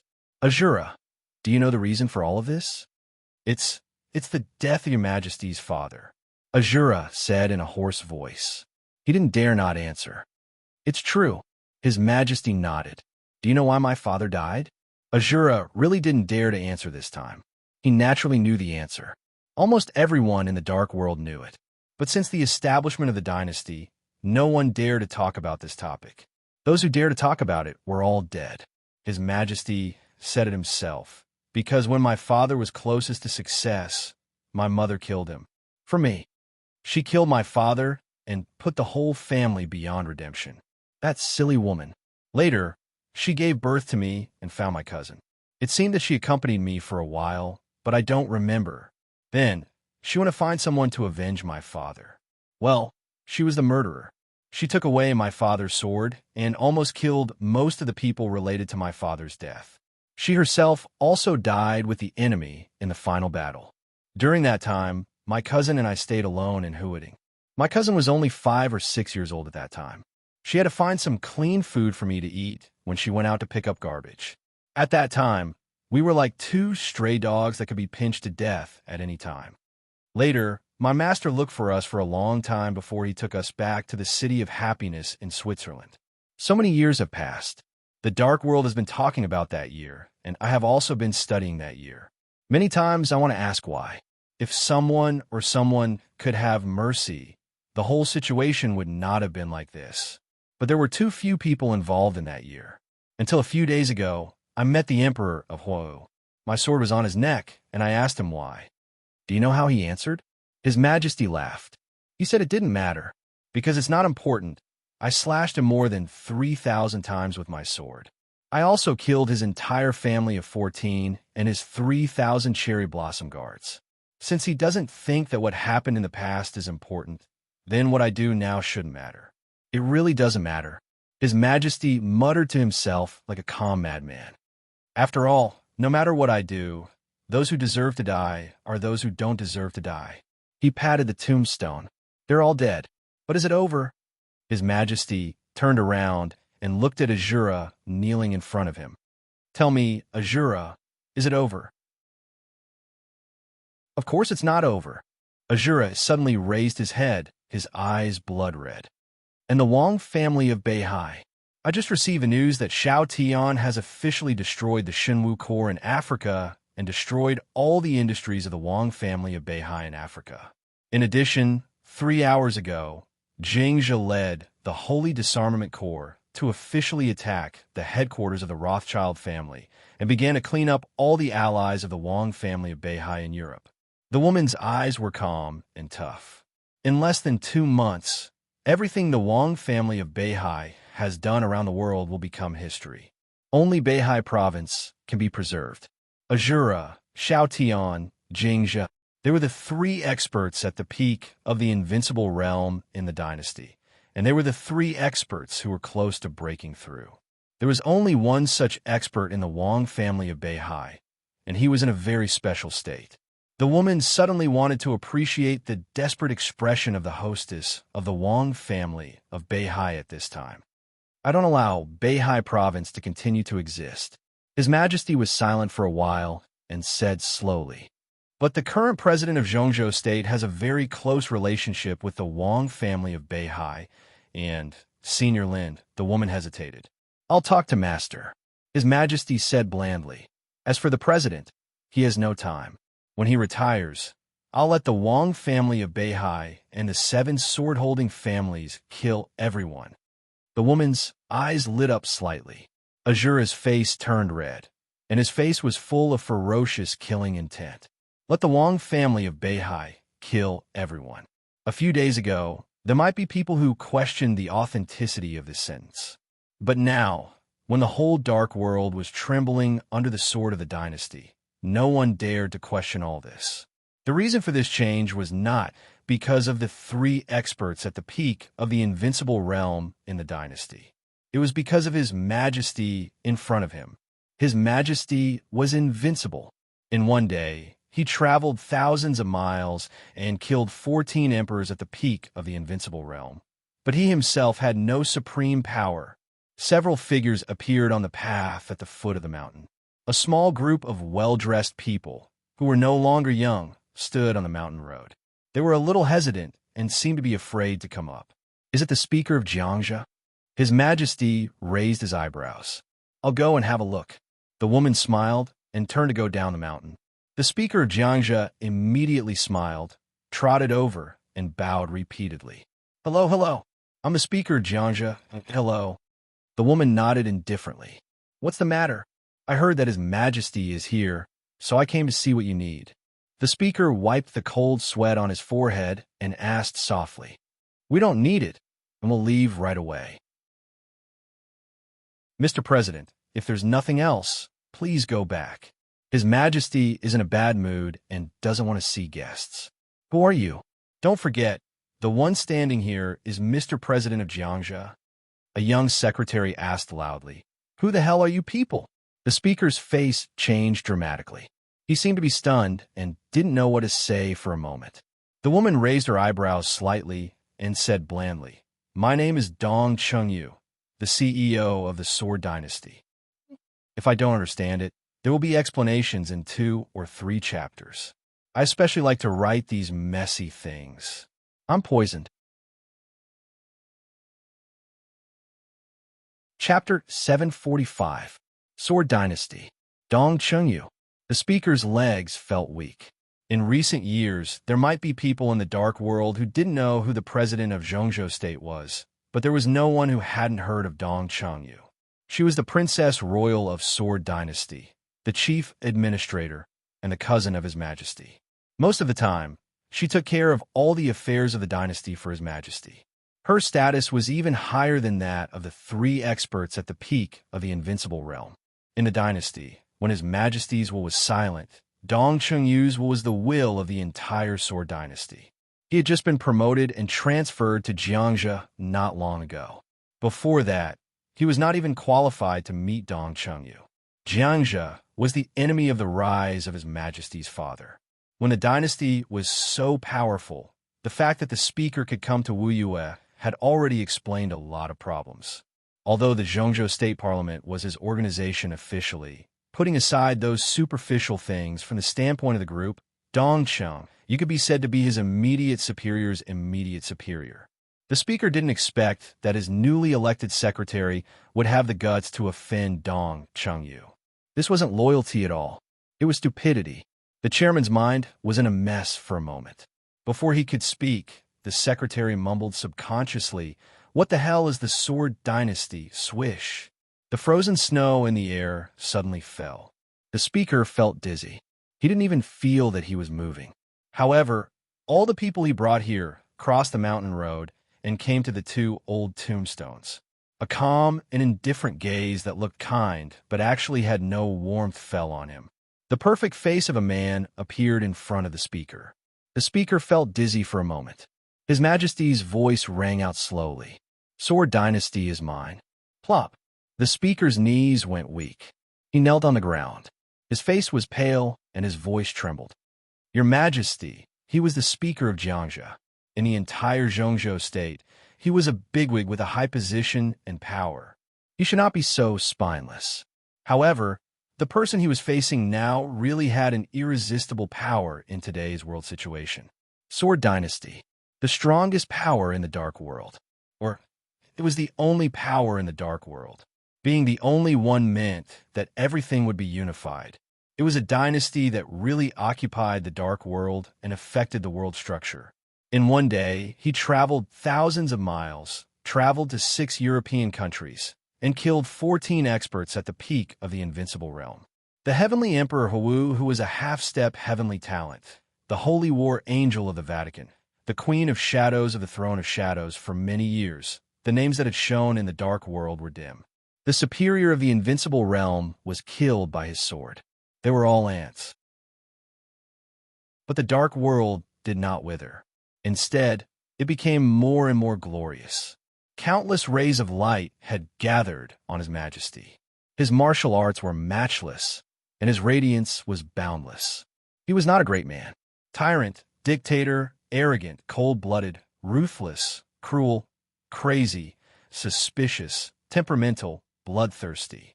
Almost all the negative words could be used on him. Even some of his own people couldn't find any point to refute. Except for Dong Cheng, he didn't trust anyone. In the 11 years since the establishment of the Sword Dynasty, there had been 9 masters of the invincible realm and 3 at the peak of the invincible realm, excluding His Majesty. There were only 6 invincible realm experts left in the Sword Dynasty. 3 of them didn't die in the hands of the enemy, but in the hands of the temperamental His Majesty. He was like a madman completely immersed in hatred, wantonly squandering his sword radiance and power, killing the whole dark world. Every day, countless people cursed him to die a horrible death and be struck by lightning. But no one and no power could stop him from moving forward. He was the founder and dominator of the Sword Dynasty. He was the chosen one of the dark world. He was the saint of the Lin clan. He was the sword god, Li Dongsheng. Who told you to kneel down? Looking at the speaker kneeling at his feet, Li Dongcheng narrowed his eyes slightly. Your Majesty, it's my fault. The chairman's entire body was covered in cold sweat. He really did not have much confidence. The rise of the Sword Dynasty was bloody and cruel. The number of people who had died at the hands of His Majesty, the Sword God, was in the double digits. As a chairman, he really did not think that his identity could protect him. You are the speaker of Jiangxia. Since you can stand here, you are one of my people. Li Dongcheng said blandly. Don't my people have bones? Stand up. I don't need slaves. Just a few of them are enough. He stretched out his palm. Azura bent down at the right time and let Li Dongcheng's palm fall on his head. His face was full of fanaticism, and his eyes were filled with glory from the bottom of his heart. The speaker stood up tremblingly, his body shaking slightly. Stand up, Li Dongcheng said blandly. You are a member of the dynasty. You don't need to be afraid of anything. Remember, when you contribute to the dynasty, the Sword Dynasty will also support you. Yes. The speaker finally straightened his body and focused his eyes on the legendary majesty in front of him. Li Dongcheng was silent for a while, then slowly turned around. He glanced at the tombstone in front of him and knelt down. Azura, Dongcheng, the speaker, and the high-level officials of the Jiangxia provincial government all knelt down with him. It was snowing heavily. Li Dongcheng kowtowed 3 times seriously, then stood up and said, Let's go. The speaker straightened his body and blinked. A dense mist rose up. The 3 giants of the Sword Dynasty had disappeared. The world was empty, only the falling snow. The frozen snow above the West Lake slowly fell. The sudden chill had already dissipated. In a hazy fog, Li Dongcheng slowly walked out of the fog and sat in a black Rolls-Royce. He and Dongcheng sat in the back. Azura sat in the front passenger seat. Airport, Li Dongcheng said. He leaned back on the seat and turned his head to look at the snow outside the window. He didn't say anything else. The Rolls-Royce slowly moved forward, not too fast nor too slow. Dongcheng opened a PDA and entered the Sword Dynasty's virtual conference room. She began to deal with the daily affairs of the dynasty. She saw a message and a few communication requests. She slightly raised her eyebrows and made a sound of surprise. Dongcheng. She chuckled. Princess Alice of Navia has followed you here. She tried to contact you 12 minutes ago, but the communication was rejected by the system. She then sent 3 emails. 2 of them were apologies, and 1 of them was hoping to meet you. Tell her to scram. Li Dongcheng looked at the snow outside the window and said indifferently. Dongcheng's smile slightly stiffened and she asked doubtfully, Why? I remember that you seemed to like her a lot. A while ago, you often stayed over at her place. That was a while ago. Li Dongcheng shook his head. I'm tired of it now. Tired, Dongcheng muttered to herself, her expression complicated. This answer sounded extremely cruel, but Dongcheng was already used to it. She didn't know when it started, but Li Dongcheng had always been surrounded by all sorts of women. As the Sword Dynasty continued to expand, the blood and corpses brought fear to the people. But at the same time, it also allowed countless people to see the huge benefits. International supermodels, famous celebrities, rich heiresses, princesses of the royal family. Countless people tried their best to send the women they had painstakingly chosen to the Sword Dynasty to present to His Majesty, the Sword God. Li Dongcheng had never once objected to this. As long as he was pleasing to the eye, he would not reject them. One after another, beautiful women of noble status entered his bed and then left. Not a single one of them had stayed by Li Dongcheng's side for more than a week. He was tired of playing. This was Li Dongcheng's only reason. It wasn't an excuse. He was really tired of it. The Sword Dynasty headquarters had beautiful women from all over the world become maids, chefs, gardeners, administrative staff. Li Dongcheng didn't care about them. They had all had intimate relationships with Li Dongcheng, but it seemed that not long after, Li Dongcheng didn't even remember their names. It was a kind of disregard that came from his bones. He didn't care about any women, and he didn't care about anything. That year, Li Dongcheng was 36 years old. He didn't get married. He didn't have children, He didn't have a girlfriend. He had the biggest dynasty in the dark world, but he didn't care about it. His life was only about martial arts. He was known as the sword god, but ever since he entered the invincible realm, he had even abandoned his sword. In Dong Cheng's heart, this cousin of hers, who was already truly invincible, had always been a person with nothing. He didn't care about anything, and even instinctively hated this world. He struggled to reach the peak in hatred, and now even the martial arts he cared about the most had reached the end. What else did he have? He had nothing, only silence, only loneliness. He didn't like anything. He didn't care about anything. He didn't want anything. He didn't ask for anything. This was the most boring person and also the scariest. His life seemed to be just a simple one, and he had turned his life into the most meaningless state. Dong Cheng. Dong Cheng softly called out. Yes. Have you been happy? Dong Cheng's voice was faint, like a sigh. Li Dongqing was silent for a while, then the corner of his mouth slightly raised. That's not important. Then what's important? Dong Cheng subconsciously raised her voice. Li Dongqing's gaze moved from the snowflakes outside the window to her. Dong Cheng quietly stared at him, her face red. Cousin is angry. Li Dongqing's voice was very gentle. I know what you were thinking. I know what you're thinking, but that's exactly what I can't figure out. Those women, that Princess Alice, are annoying. I liked them before, but I don't like them anymore. I just want them to stay away from me. What's wrong with that? I don't know them anything. She is the princess of the Nevia royal family. After the fall of Rothschild, almost half of the assets will be transferred to the Nevia royal family. This is a transaction. I hate it when they think about these things so complicatedly. What makes them think that by sleeping with me, they will become the mistress of Sword Dynasty? Are they worthy? I only need a woman in my life occasionally, not a companion. Sword Dynasty also doesn't need a mistress. If there really is a mistress, it would only be you, cousin. They aren't worthy. Dong Cheng's face turned red for a moment. She knew that Li Dongsheng didn't mean it that way, but she couldn't help but think too much. She squeezed the computer in her hands, her eyes dazed, and shook her head. The Nevia royal family has a lot of influence in Europe. If you reject Alice, it might cause some negative effects. I don't care about that. Li Dongqing leaned back and said indifferently, everyone has their own thoughts. As long as they don't put it into action, then it will always be a secret. They could be dissatisfied, but they better not make me dissatisfied. If anyone dares to jump out, just kill them. Contact Jingzhe and let him go to Nevia and ask their king. Do they want to live to take over Rothschild's assets, or do they want to all die? I am willing to fulfill their wishes. Dong Cheng smiled bitterly. Before she could open her mouth, a call that bypassed Sword Dynasty's system suddenly lit up on the computer. It's Jingzhe. Dong Cheng picked it up. Princess Royal Highness. The computer did not light up, but an uneasy voice came from the other side of the computer. Jingzhe, what's the situation with Rothschild? Dong Cheng hid all her emotions and asked calmly. Dynasty has already taken over Rothschild's headquarters.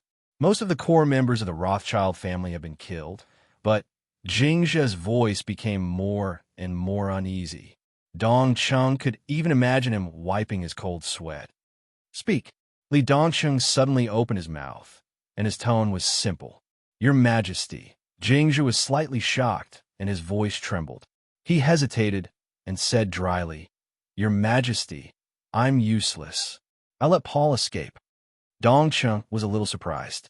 Paul was the current patriarch of Rothschild and was also an expert at the peak of the invincible realm. However, he had been seriously injured for many years, and it was impossible for him to be Jingzhe's opponent. Under such circumstances, he actually escaped. This was simply unbelievable. Li Dongxing was silent for a few seconds and said indifferently, Trash. Yes, Your Majesty. Please listen to my explanation. I don't need to explain. Li Dongshang said indifferently. I want to go to Beihai to bring back my mother's remains. Jingzhe, you have 3 days. After 3 days, either Paul dies or you die. Do you understand? Jingzhe took a deep breath and said in a deep voice, I understand. Li Dongsheng made a sound of agreement. The call ended. The carriage fell into silence once again. Dong Chung was dealing with the files on the computer, and she sent one order after another to all over the world. Go to Beihai first? Yes. Wang Jingxin wants to avoid me. The day before yesterday, he urgently visited Maple, and I insisted on seeing him. I have already informed the top management of Maple. By tomorrow at the latest, no matter what method they use, I want to see Wang Jingxin in Yuzhou. Li Dongcheng shook his head. They should be sober now. For my enemies, they're only temporarily safe in Zhongzhou State. I am in Zhongzhou State, and the 160 dynasties are distributed all over the world. Where else can they hide? Dong Chung was silent for a moment, and she was in a trance. At this moment, she suddenly thought of the legendary hostess of the Wang family of Beihai. Had she foreseen that this day would come? Maybe, maybe not. But from a year when Dong Chung became the holy disciple of the Lin clan, she should have known that this matter was destined to not end peacefully.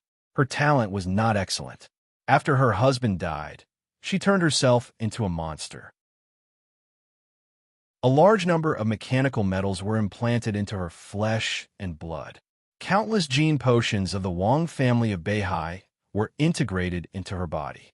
She used all means, gave up all the superficial things, and forcibly turned herself into the combat capability of the peak of the invincible realm. Everything seemed to be just for self-protection, to protect her Beihai. But what was the use? She could see every development of the Sword Dynasty. Every growth of the Sword God was stepping on the hearts of the superpowers in the Dark World. The Lin clan protected him to enter the invincible realm under countless pressures and made countless sacrifices. All of these became the deepest hatred in Li Dongqing's heart. So from the very beginning, the Sword Dynasty was expanding in the craziest manner. From the very beginning, Li Dongqing's orders were mostly 4 words. Kill them all. The royal families of 2 countries. 2 retired presidents. Purgatory of Heaven Capital. Shadow Throne. Kunlun City. Heroes Club. Polar Ground Alliance. Men in Black. Countless strong enemies. His orders were always only 4 words. Kill them all. Their masters, their families, their friends' families, their friends' friends, anyone who had a little relationship with them. He killed them all. Under the will of the Sword God, the whole dynasty was like a hysterical beast venting its hatred, roaring and tearing up all the enemies. If this was a road of revenge, the Wang family of Beihai was undoubtedly the end. Another end. What else could he do besides killing the Wang family of Beihai? It's so pitiful, Dong Chung muttered to herself. They don't deserve pity. Li Dongcheng said lightly, just like when our family was destroyed, when Grandpa was blown to death, when Grandma went crazy, when Aunt knelt down in prison because of brother, just like when you picked up trash to feed the 2 of us, sister. His calm eyes seemed to hide endless darkness and ice. Who pitted us? Yes. Dong Chengyu said softly, the Lin clan. Li Dongcheng was silent for a long time.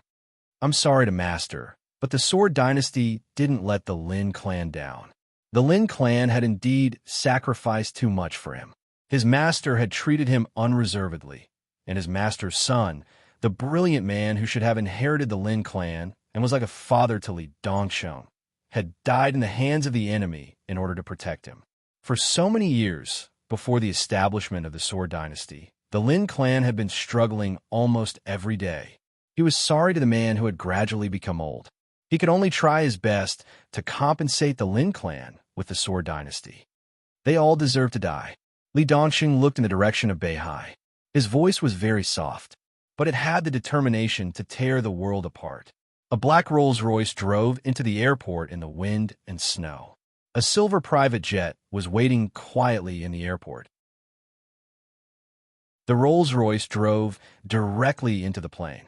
The private plane slowly took off, entered the high altitude, and quickly left Linen. Li Dongcheng ate something casually, then sat on the sofa, quietly looking at the sky outside the window. Most of the time, he seemed to be like this. He didn't know fatigue. In addition to fighting, there was only silence. It was a dull, almost dead silence. The flowing clouds outside the window kept moving backward. The sea of clouds was magnificent and floated outside the window. Li Dongqing quietly watched for a while and closed his eyes. It was already afternoon when the plane landed in Beihai. It was also snowing heavily in Beihai. The snow was like goose feathers fluttering in the wind. Compared with Linen, the temperature in Shenzhou was lower, biting cold. Where are they? This group of bastards. How dare they? Your Highness Princess Royal. I killed them all. Why can't you contact them? They all want to die. The fifth core of the dynasty is stationed in Snow Country. Within 12 hours, I will slaughter Shenzhou. Li Dongqing slowly opened his eyes. His eyes became calm and indifferent the moment he opened them. The hazy fog slowly dissipated as he woke up. Li Dongqing stood up. Have we arrived? Dongqing and Azura's voices suddenly stopped. Both of them looked a little embarrassed. Azura looked a little frightened. On the other hand, Dongqing was filled with rage and coldness. What's going on? Li Dongqing walked to the cabin door. Your Majesty, no one from Zhongzhou State and Beihai came to greet us. Li Dongqing stopped in his tracks and turned around to look at him. No one, not a single one. Azura clenched his fists tightly, his whole body emitting a shocking murderous aura. Li Dongqing continued to walk forward and said indifferently, Where are the people from the dynasty? None. Dongqing took over the conversation. Li Dongqing smiled. He had already walked out of the cabin. Looking at the fluttering snow and the empty road, he squinted his eyes and smiled. Seems like something interesting happened here. Dongqing and Azura did not speak anymore. A grand welcoming ceremony was just something on the surface. But this was the scene of the Sword Dynasty. Other than Zhongzhou State, which country in the world dared to not give this face? Most importantly, before they left, Dongqing had already gotten in touch with the North Sea. Beihai confirmed again and again. Not only Beihai's speaker, but the 9 council members of Zhongzhou State, other than Wang Jingxin, from the prime minister to the last one, all came to greet His Majesty the Sword God. Everyone was waiting for His Majesty the God of Swords and the Wind and Snow, including the mistress of the North Sea. Dongqing did not feel that such etiquette was too much. The Sword Dynasty had enough rights to enjoy all kinds of treatment. The Sword Dynasty had 160 bases all over the world. With the death of Rothschild, the dynasty had practically ruled all of Europe and America. East Island had already surrendered yesterday. No matter which country the Sword God went to, there would be several high-level officials personally greeting him. Dongqing had never thought that His Majesty would receive such treatment when he came to Zhongzhou State. No one, even the people from a dynasty stationed in Shenzhou, did not come. Most importantly, all of them could not be contacted at this time. Where did the Wang family of Beihai get the guts to do this? Is Zhongzhou crazy? Dongqing found it hard to believe. I heard that the widow in Beihai underwent a crucial transformation. Maybe this gave them confidence? Li Dongqing sat in the car. The car drove out of the airport, but did not enter the underground of Shenzhou. Instead, it drove onto the surface. The entire Shenzhou was covered in snow, but other than that, there was nothing unusual. Li Dongqing squinted his eyes. Azura, calm down. Your Majesty, they are looking for death. Dongqing did not speak. His Majesty of the Sword Dynasty came to Beihai this time to bring back his mother's remains. The dynasty had a clear requirement. Within 7 days, the whole Shenzhou city must be in mourning clothes. From the widow to the ordinary soldiers, everyone on Mount Dibbing must wear mourning clothes. Beihai had started preparing since yesterday. But obviously, all the preparations were gone today. So, our base in Beihai should have been destroyed. Otherwise, they would have come. Dongqing said slowly, Is the Wang family of Beihai ready to fight against the dynasty? They don't deserve it. Li Dongqing shook his head. Let's go and have a look. In the dense fog, the three suddenly disappeared in the car. Before the black Rolls-Royce left the city, Li Dongqing slowly walked out of the hazy fog.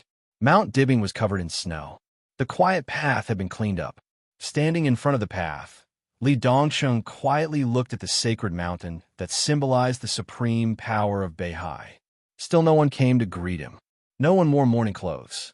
Countless soldiers armed with live ammunition covered almost every corner of the mountain. Everyone was ready for battle. Huh, Li Dongxing laughed. His eyes suddenly became extremely cold. Your Majesty, I'll kill them all. Azura took a step forward with a grim smile. No need. Li Dongsheng said faintly. They dare to put on such a formation, which means that the widow's transformation is very successful. In this case, I don't mind doing it myself. He didn't need to explain.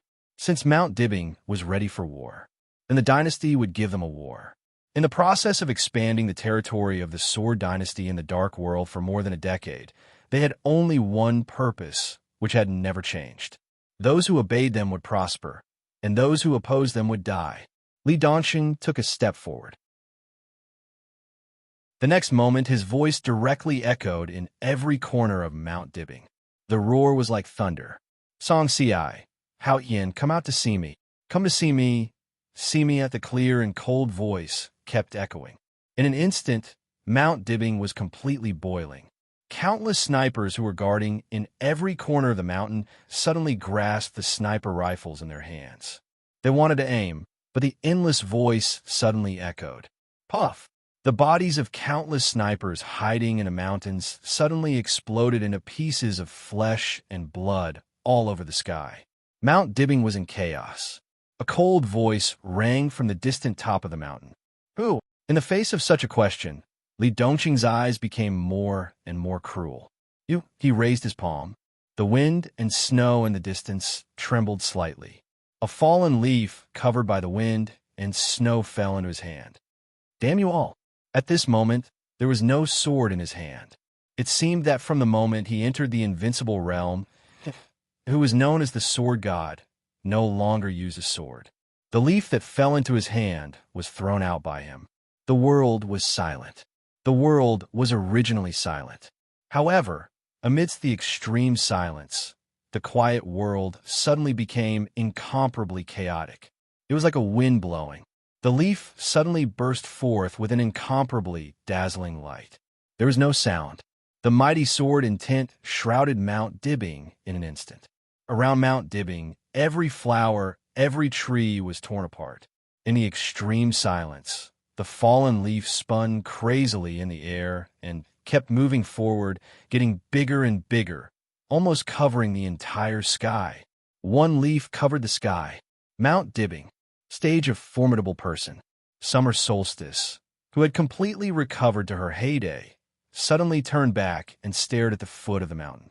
In the unseen world, there seemed to be a sharp light that could tear the sky and the earth suddenly rushing over. The wildly spinning leaf kept flying. All the leaves on the whole mountain seemed to fly up under this sword, covering the wind and snow and the sky. The whole Mount Dibbing was torn under this sword. There were only leaves in front of her, but in her perception, there was sword light between heaven and earth. Endless sword light surged from the foot of the mountain. The internal guards stationed at the foot of the mountain were all killed in an instant. The elites hidden in the mountain were smashed by the sword chi. Thunder-shocking realm, fire-flaming realm, ice-condensing realm. Countless people and countless elites turned into flesh and blood all over the sky without any room for resistance. Mount Dibbing trembled wildly. The sword energy had gone deep into the ground. Wherever the sword light passed, the road along the way had been completely cut in half. Several deep underground laboratories kept exploding under the pressure of the sword energy. The overwhelming leaves rushed to the top of the mountain. Every leaf was glowing. The gloomy sky was completely illuminated, as if it were daytime. The grand hall that had been built at the top of Mount Dibbing instantly turned into powder. Whether it was the strongest alloy or the trees, they were all torn like a piece of thin paper under the sword light. Mount Dibbing was completely torn apart. From the bottom to the top, it was torn into two peaks. The leaves that covered the sky were still surging and directly appeared in front of summer solstice. Buzz! The silver moon sword on the stone of formidable person seemed to feel its own threat. The body of the sword suddenly vibrated, driving the boulder below to suddenly rotate. The surging sword intent directly swept into the leaves. Compared with the leaves that covered the sky, the sword light of the silver moon was like a small river in front of the sea. There was no comparison, but as the sword light blended into the leaves, the entire mighty sword energy suddenly became extremely scattered. The sword intent that was condensed to the extreme suddenly seemed to have two wills. The mighty sword energy was madly weakened. One part was still rushing to summer solstice, while the other part crossed the sky and went straight into the deep sea. Boom! Nearly half of the power of the sword was directly diverted, and the sea surged crazily. Suddenly, a tsunami that was hundreds of meters tall appeared on the surface of the sea thousands of meters away. A small warship suddenly exploded under the sword will. In the fire that soared into the sky, the extremely sharp sword will lit up in the fallen leaves for a moment. It was like the light of the 6 paths of reincarnation, but it was instantly extinguished. Summer Solstice's body was thrown up by the surging sword light. Countless leaves penetrated her body. She was covered in blood and hit hard on the stone, a formidable person. Her whole face was pale, and there was only fear in her eyes. She could not imagine the power of this sword. Even if it was only half of the sword's power, she was still seriously injured in an instant. Someone at the foot of the mountain seemed to make a sound. Li Dongxing took another step forward. His step directly crossed countless dead bodies. 1 step ago, he was still at the foot of the mountain. The next second, he had appeared directly on the stage, a formidable person. Summer Solstice fell in front of the stone. She was covered in blood, and her face was full of disbelief. She stared at the young man in front of her and said in a trembling voice, "Who are you?" Li Dongcheng glanced at her. He only felt that she was a little familiar, but he could not remember where he had seen her. Besides Song Siai, when did the Wang family of Beihai have another expert at the peak of the invincible realm? He frowned and said blandly, "Li Dongcheng of the Sword Dynasty. Who are you? Where is Song Siai?" Summer Solstice was a little confused. She did not know why he mentioned Song Siai. She took a deep breath and said, "I am Summer Solstice." The air suddenly became extremely quiet. Li Dongcheng stood stiffly where he was. The silver moon sword suddenly left the stone, a formidable person, and fell into Li Dongxing's hand intimately. Li Dongxing was silent for a long time. He stroked the silver moon sword in his hand. After a long time, he said softly, "This is my father's sword. My father's sword intent." No wonder. Summer Solstice's pupils suddenly contracted for a moment, as if she was greatly stimulated. Li Dongcheng raised his eyelids. "You are Summer Solstice?" he asked. Summer Solstice nodded, a little stupefied. Li Dongcheng put the silver moon sword back into the stone, a formidable person, and was silent for a long time. He felt that the woman in front of him was a little familiar. He felt that the name Summer Solstice was a little familiar. It was not until now that he remembered where he had heard the name. He raised his head and looked at the flying snow in the air. His eyes became a little confused. So, he stood on the stage, a formidable person, and asked, "Where am I now?" Chapter 746. Crack. With a clear, cracking sound, the delicate teacup was broken into countless pieces in his hand. The sharp porcelain pierced into the flesh, and the warm tea mixed with some blood flowed down and dripped on the ground, making a subtle and dull sound. Li Quantu quietly lowered his head and stared at the tea and blood in his hand, frowning. "What's wrong?" In a panicked voice, Phoenix, whose body had become very cumbersome, walked over cautiously and asked in a concerned voice. The news that she was pregnant was no longer a secret. It was 10 months old, and she was about to give birth. After Li Honghe died, she left Lin and officially lived with deity. Li Quantu quietly stared at his palm and was silent for a long time. Phoenix looked at him nervously and subconsciously touched her belly with both hands. The child's gender had been checked. It was a boy. Li Quantu seemed to have been in a happy mood because of the news. But at this moment, Phoenix clearly saw an emotion on his face that she had never seen before. She couldn't tell what that emotion was. It was as if countless negative emotions were mixed together. It was faint, but it was clearly there. hesitation, confusion, anger, incomprehension, and a little panic and inexplicable. I don't know. Deity shook his hand. It's just, I suddenly feel very bad. It was as if he was about to lose the most important thing in his life. He did not know what he was going to lose, but the feeling of losing something was so strong that he could clearly hear his heart beating faster and faster. The injuries that he had initially suppressed were showing signs of relapse again. Weakness and exhaustion gradually spread from his body to his brain. He took a deep breath and rubbed his forehead, feeling a little headache. Let's stay here today. Don't leave, Lequanta said slowly. The premonition in his heart had become more and more intense, and it was still growing stronger. The feeling of losing something was clearly assaulting him. Lequanta didn't know why it was like this, but it was clear that the phoenix and the child in her belly were the most important things in his heart. Staying here would at least minimize the risk. Lequanta took a deep breath and suppressed the increasingly obvious feeling of irritation in his heart. He walked to the window and looked at the sunset outside. Their current location was Ross City in Tianan. Ross City was located in the central area of Tianan. To the north was Xianyuan City, and to the south was a city that had just been renamed Burning City. Sandwiched between Xianyuan City and Burning City, this was the neutral city with the most complicated situation in the entire Heavenly South.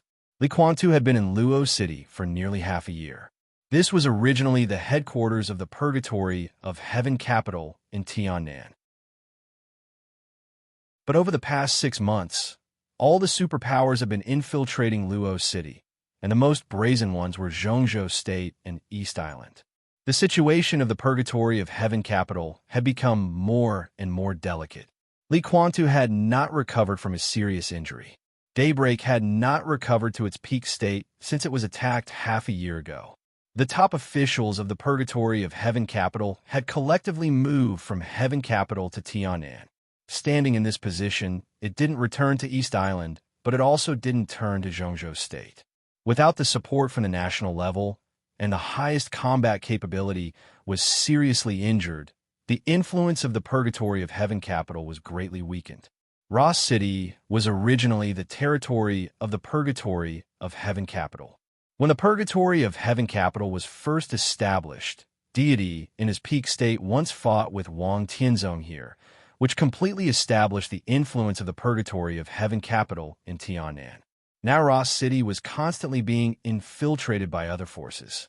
In the base camp of Heaven Capital, and even in the entire East Island, Wuji Palace and Jifeng Sword Raining School were also devouring the interests of the Purgatory of Heaven Capital. East Island completely turned a blind eye to this, but everyone could clearly feel that East Island's patience was gradually fading. Lequantu didn't express his position, and East Island was getting more and more vigilant towards the entire Purgatory of Heaven Capital. Some of the old people of the Purgatory of Heaven Capital had already joined Xianyuan City. Lequantu often looked in the direction of Xianyuan City and remained motionless. The Purgatory of Heaven Capital had appeared in the Dark World for only 4 years, but with his serious injury in Eastern Europe, the entire Purgatory of Heaven Capital had given people the impression that it was past its prime. But Xianyuan City, 100 miles away, was like the rising sun. In the past 6 months, although Li Tianlan was still in the desert prison, the situation in Xianyuan City had gradually become stable. The system of Xianyuan City was not modeled after that of Zhongzhou State, and there was no Xianyuan City Parliament. After Mayor Ning Qianqing's position was gradually stabilized, he appointed the chief judge and chief administrative officer of Xianyuan City. Almost every day, Xianyuan City was getting closer and closer to the peak. Lequanta didn't express any opinion on this and kept silent. The sun outside the window gradually sank. Lequanta was silent for a long time, and his frown became tighter and tighter. The intuition that he was about to lose something had almost become a substance. He couldn't do anything about it, and he didn't even have a clue. "Your Highness, have some tea." Phoenix made a cup of tea and handed it to Lequantu. "You don't have to do these things." Lequantu took the teacup and said, "Pay attention to rest." It's okay. Phoenix smiled sweetly. The doctor also said that proper exercise is good for me and the baby. Li Kuangtu smiled and reached out to touch Phoenix's face. The palm that was cut by the ceramic was stained with blood, and it fell on Phoenix's face. Li Kuangtu's smile completely froze. He lowered his head and looked at his palm that was still bleeding. The blood beads flowed very slowly. The dark red color emerged from the wound silently, became full, and then slowly fell. Li Kuangtu's pupils contracted little by little, and the depths of his eyes gradually became crazy. Phoenix finally found that something was wrong. She stared at Li Kuangtu's palm, and her face changed slightly. Why didn't it heal? Li Kuangtu didn't speak, and he seemed to be in a trance. At this moment, he finally realized what he was going to lose. More than 20 years ago, the case of treason was settled. Great Master Wu Wei took away the dragon vein of Zhongzhou State to rebuild his life when he was about to die. From then on, he could be regarded as carrying the foundation of the dragon vein of Zhongzhou State. The endless vitality completely rebuilt his completely broken foundation and restored him to the peak of the invincible realm. But Li Kuangtu never got the core of the dragon vein, the flower he missed. 4 years ago, in the final battle of Heaven Capital, Great Master Wu Wei, who was supposed to be impartial, gave the flower to Li Tianlan. Li Tianlan came back from the dead. That was, from that moment on, the dragon vein reunited in Li Tianlan's body. He carried the dragon vein on his back, and the infinite luck and vitality supported him to travel far away for 3 years, and finally came to this point. The dragon vein became more and more magnificent. The fate of Zhongzhou State became stronger and stronger. Li Kuangtu was dissatisfied with this, but he did not panic. Because during this time, even though Li Tianlan carried the dragon vein, Li Kuangtu was still nourished by part of the vitality of the dragon vein. The dragon moved its head, but not its tail. If the dragon vein that Li Tianlan carried had become the dragon's head, then from a metaphysical point of view, Li Kuangtu was standing on the dragon's tail. The luck was not fixed, but he still felt that it was possible for him to recapture the dragon vein. Because of this, in half a year, his originally serious injury had been stabilized again, and he had the hope of completely recovering to the peak state. With the nourishment of the dragon vein's vitality, his body was much faster than people in the same realm, both in terms of healing and recovery. But now, the ceramic cut his palm, but it was just a flesh wound. Why hadn't this small wound healed after such a long time? Li Kuangtu's heart sank to the bottom in an instant. The long-lost panic emerged from his heart. He narrowed his eyes, took a deep breath, and suddenly said, "Don't wait for me for dinner." Phoenix's face was pale, and she did not dare to speak. "There are some problems. I need to calm down. I'm going to meditate," Li Kuangtu said slowly. He turned directly and walked into his meditation room. The whole world quieted down when he closed his eyes. The irritation in his heart disappeared little by little. Countless noises seemed to leave him, getting farther and farther away. Li Kuangtu's body and mind were calm. At this moment, it seemed that all the trivial things had left him. Suddenly, Li Kuangtu, who had been immersed in meditation, opened his eyes, and his face changed dramatically. A hazy fog appeared silently in the meditation room. The fog was getting thicker, and the increasing fog almost covered everything in the meditation room.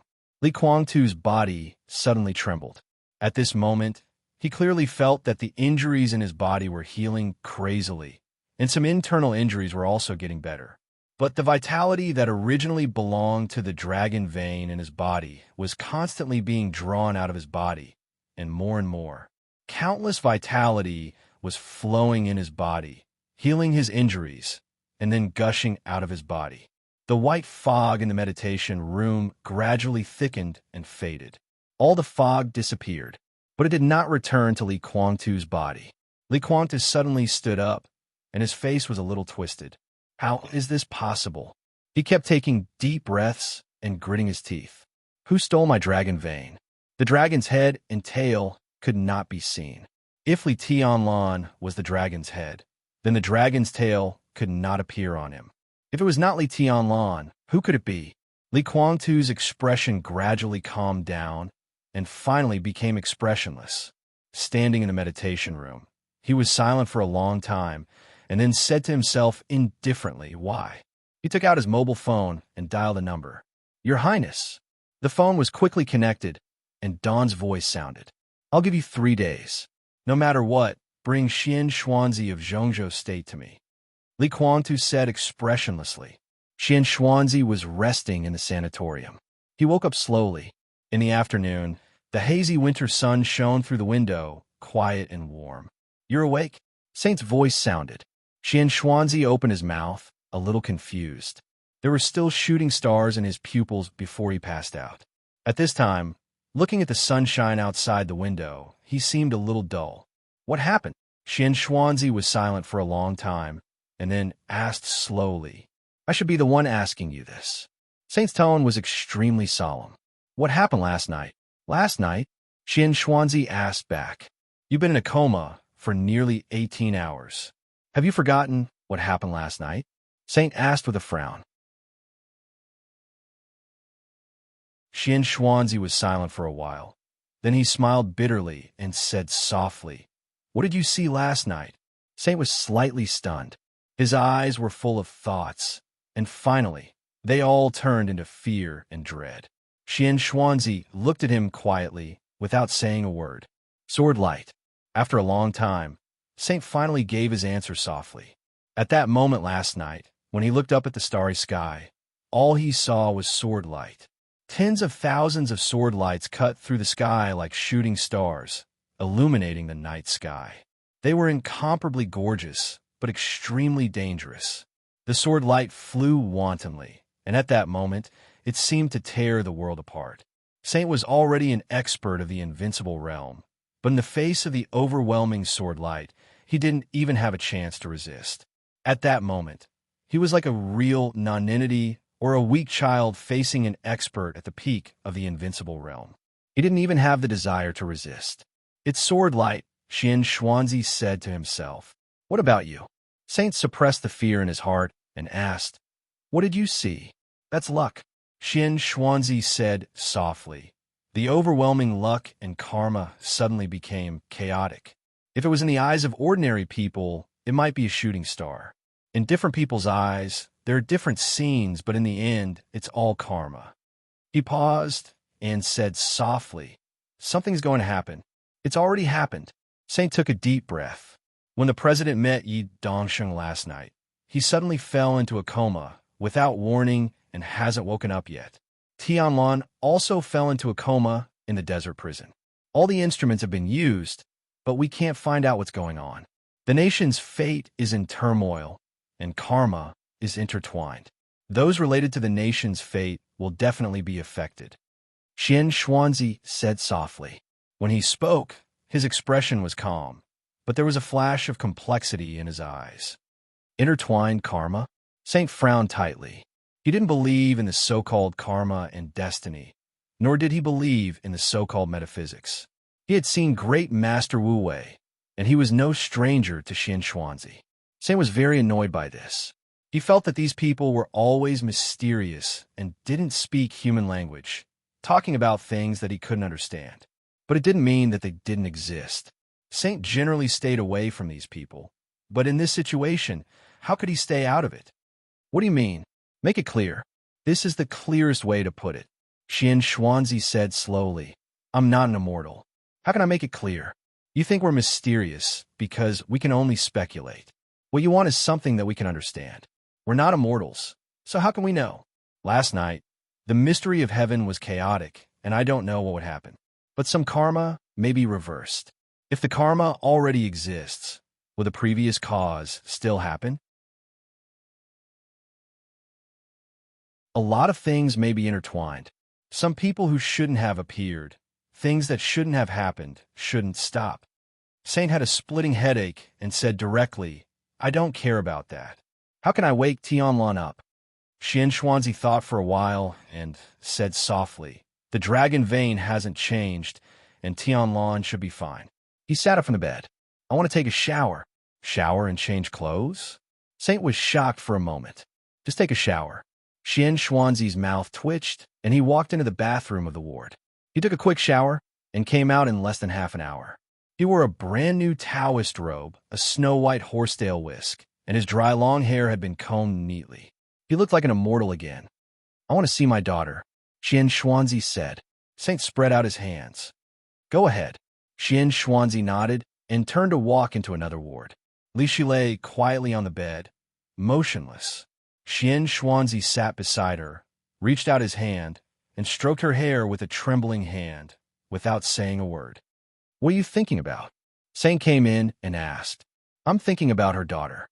Xian Xuanzi looked at Li Shi with kind eyes and murmured, "Kunlun City is now closed, and we can't see her."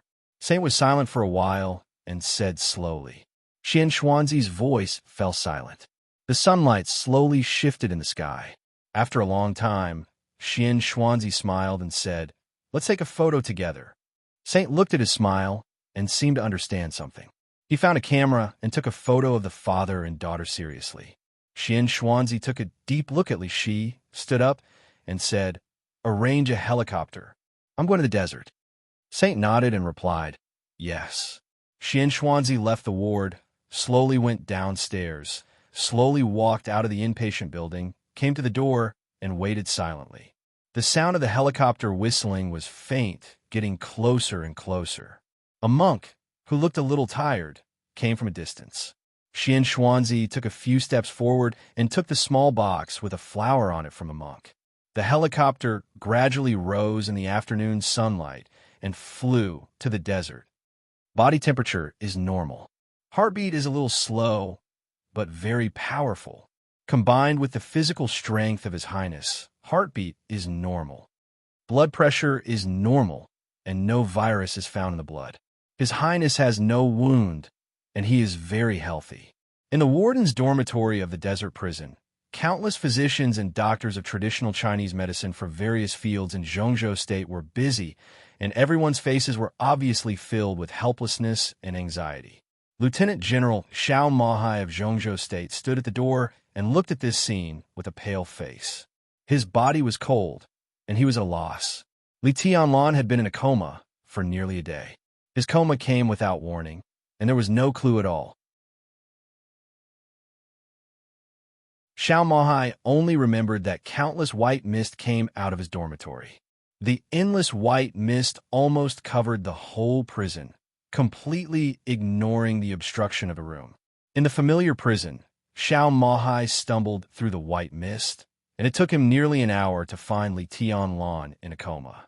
Xiao Mahai, who was almost scared silly, reported the situation to Dongqing Wudi at once. Dongqing Wudi and Bai Qingxian rushed to the desert prison as soon as possible. 3 hours after they arrived at the prison, a large medical team with various instruments also rushed over at the same time. The doctors have been busy until now.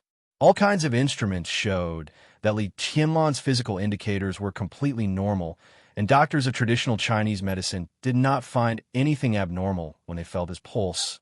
But Li Tianlan was in a coma. It was inexplicable, and everyone could not figure out what was going on. Did Tianlan show any discomfort before? Dongqing Wudi came to Xiao Mahai and asked. No. Xiao Mahai's body shook, and he said with a wry smile, "When we had dinner together, His Highness said that his injury had recovered and he felt very good. But just after dinner, he became like this. His Highness had dinner with us before he fell into a coma, and I also ate. After some leftovers were tested, it proved that there was no toxicity and no poisonous gas was detected in the air. Minister, It's okay." Dongqing Wudi reached out and patted Xiao Mahai on the shoulder. "Don't worry." His voice was very calm. When he said this, he subconsciously glanced at Bai Qingxian beside him. Outside Hanga Pass, when the weapons research base of the Dongshan clan was completely exploded, Bai Qingxian also vomited blood and was in a coma for a while, but there was no problem with the examination. Only a few hours later, Bai Qingxian woke up. Dongqing Wudi felt that Li Tianlan's current situation should be the same as Bai Qingxian's, but he did not know why he was in a coma for so long. "Do you want to go back to Yuzhou?" Bai Qingqian pulled Dongxing Wudi's hand and asked in a low voice. On this day, the whole Zhongzhou state was a little chaotic. The news that President Li Huaqing suddenly fell into a coma when he met Yi Dongsheng had spread in a small circle. At present, it was said that Yi Dongsheng had been closely monitored. At such a sensitive time, Dongxing Wudi, as the standing minister of the army headquarters, was the most appropriate person to be in charge of Yuzhou. It was inevitable that he would be criticized if he came to the desert prison at this time. It's okay. Dongxing Wudi shook his head. The situation will not be chaotic. Don't worry. Bai Qingqian nodded and looked at Li Tianlan in the room with some concern and worry. In her sight, Li Tianlan's body, lying on the bed, suddenly moved. Then he sat up all of a sudden. The helicopter landed slowly less than 60 kilometers away from the prison. The wind and sand all over the sky roared and surged in the desert. In the long distance, the desert prison was only a vague outline in Xian Xuanzi's eyes. Xian Xuanzi got off the plane and stared in the direction of the prison, silent like a statue. "Master, what's here?" The pilot followed him off the plane and asked in confusion. "There's sand here." Xian Xuanzi smiled and looked into the distance. The desert prison appeared and said softly, "This is the place." The pilot blinked and was a little puzzled. Xian Xuanzi glanced at him and said with a smile, "Master, sorry to trouble you. I just want to come here. Now I'm here. You can go back." The pilot took a serious look at Xian Xuanzi and asked again, "What about you, master?" "Don't worry about me." Xian Xuanzi smiled and shook his head.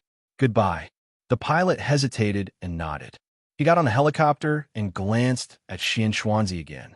Xian Xuanzi smiled and waved his hand. The helicopter slowly rose into the air and gradually went away. Xian Xuanzi sat down facing the desert prison. He took out the earthen jar that contained the fate of the world and carefully placed it on the ground. The wind and sand in the desert gradually quieted down, like a dragon that shows its head but never its tail. In that case, it's better to never see it again. Xian Xuanzi whispered to himself. His eyes became dark, and the countless chaotic secrets of heaven and karma last night seemed to appear in his eyes again. Thousands of karma and countless luck rose and fell, intertwined, collided, and were in chaos. From the moment he opened his eyes, he already knew what he was going to do. Xian Xuanzi looked at the flower in front of him and suddenly laughed. He took out a small knife, reached out and cut his finger, sprinkled the blood on the flower, and whispered, "Flowers bloom." Countless wind and sand spread out in all directions with Xian Xuanzi as the center. The fate of the world, which looked extremely weak and delicate and could not withstand the dryness of the desert and the sun, kept trembling. It grew bigger and bloomed at a speed visible to the naked eye. Xian Xuanzi watched this scene quietly. His white hair was burning crazily, becoming shorter and shorter. The air gradually twisted. There seemed to be an invisible flame burning. There was no fire, but it was extremely hot. Xian Xuanzi looked at the flowers in front of him and laughed. Oh, way. It was not until this moment that he vaguely understood that there might be destiny in this time, but neither heaven nor fate could be defied. He and Wu Wei had disturbed too many destinies, plus some other reasons, which led to the disorder of karma last night. He wanted peace. There was destiny in this world, but there was no need for the so-called guru. The fate of the world kept blooming in front of him. A patch of green appeared in the desert, and a large number of flowers kept blooming. Xian Xuanzi's whole body seemed to be burning in an invisible flame. Before his consciousness returned to the darkness, he closed his eyes and whispered, "Flowers fade." The setting sun of the dusk completely fell. At the moment when day and night alternated, a large number of flowers quickly withered. The wind blew in the desert at night. The wind and sand were rolling and whistling. The fate of the world had disappeared. The flowers completely withered. Everything returned to silence. Xian Xuanzi, flowers, green grass, all disappeared, and there was no trace of their existence. At this moment, Li Tianlan opened his eyes. Li Huacheng raised his palm. Li Kuangtu, who was still in Tiannan, found the white mist in the meditation room. On Mount Dibbing, countless white mist from the south poured into Li Dongqing's body. Similarly, countless white mist floated out and rushed to the desert. The dragon moved its head, but not its tail. They would never see each other if they were not supposed to. In the desert and on Mount Dibbing, the two people who carried the dragon vein seemed to be completely intertwined. The fate of the world, flowers bloomed and fell. At this moment, there was no dragon tail, no dragon head. Both of them carried the complete dragon vein, but they were different dragon veins. Li Dongcheng slowly lowered his head. Are you really summer solstice? He didn't know summer solstice, or he had never seen summer solstice in person. He knew summer solstice, but what he saw before was the tombstone and the portrait. Your name is Li Dongcheng? Summer solstice endured the pain in her body, and her face became paler. She had never seen Li Dongcheng. Li Dongcheng didn't answer. He just looked at Beihai in the distance and took a deep breath. At this moment, he finally understood why he couldn't contact the people of the Sword Dynasty in Beihai, and finally understood why no one greeted him at the airport. Too many inconceivable doubts turned into a faint surprise. He laughed. Why am I here? Summer Solstice took a deep breath. The sword god of the Sword Dynasty in front of her might only be inconceivable, but in her heart, there was only horror. Like the stormy waves on the surface of Beihai in a storm, the huge shock and disbelief constantly impacted her cognition. Li Dongcheng stood in front of her, real and not fake. Mount Dibbing was split in half by a sword. Summer Solstice couldn't explain this power. She had never thought that someone could be so powerful. Li Dongcheng glanced at her. There was some eagerness in his eyes. He didn't know why he came here, but he knew that he might be able to see the person he met. Li Dongcheng waved his hand. The white mist surged. Azura and Dongcheng instantly crossed Mount Dibbing and appeared in front of him. Li Dongcheng glanced at Summer Solstice. If you are Summer Solstice, then Wang Tianzong should also be here. His voice was indifferent and cold. No matter where he is, ask him to come back. I will take his head before dawn. In the hazy mist, Li Dongcheng walked in. The three disappeared instantly. A gust of wind blew over Mount Dibbing. Snowflakes fluttered, and the air was bone-chilling. The white mist was mighty, covering the surface of Beihai from the stage, a formidable person instantly. Dongcheng heard the sound of waves. The sound of water went away, getting farther and farther. Her feet stepped on the ground, and she looked at the picture in front of her. Where is this? Liaodong Provincial Government. Li Dongcheng said. The figure hidden in the white mist directly walked in, and the next second, he had already appeared in the speaker's office. He reached out his hand. Before he knocked on the door was opened.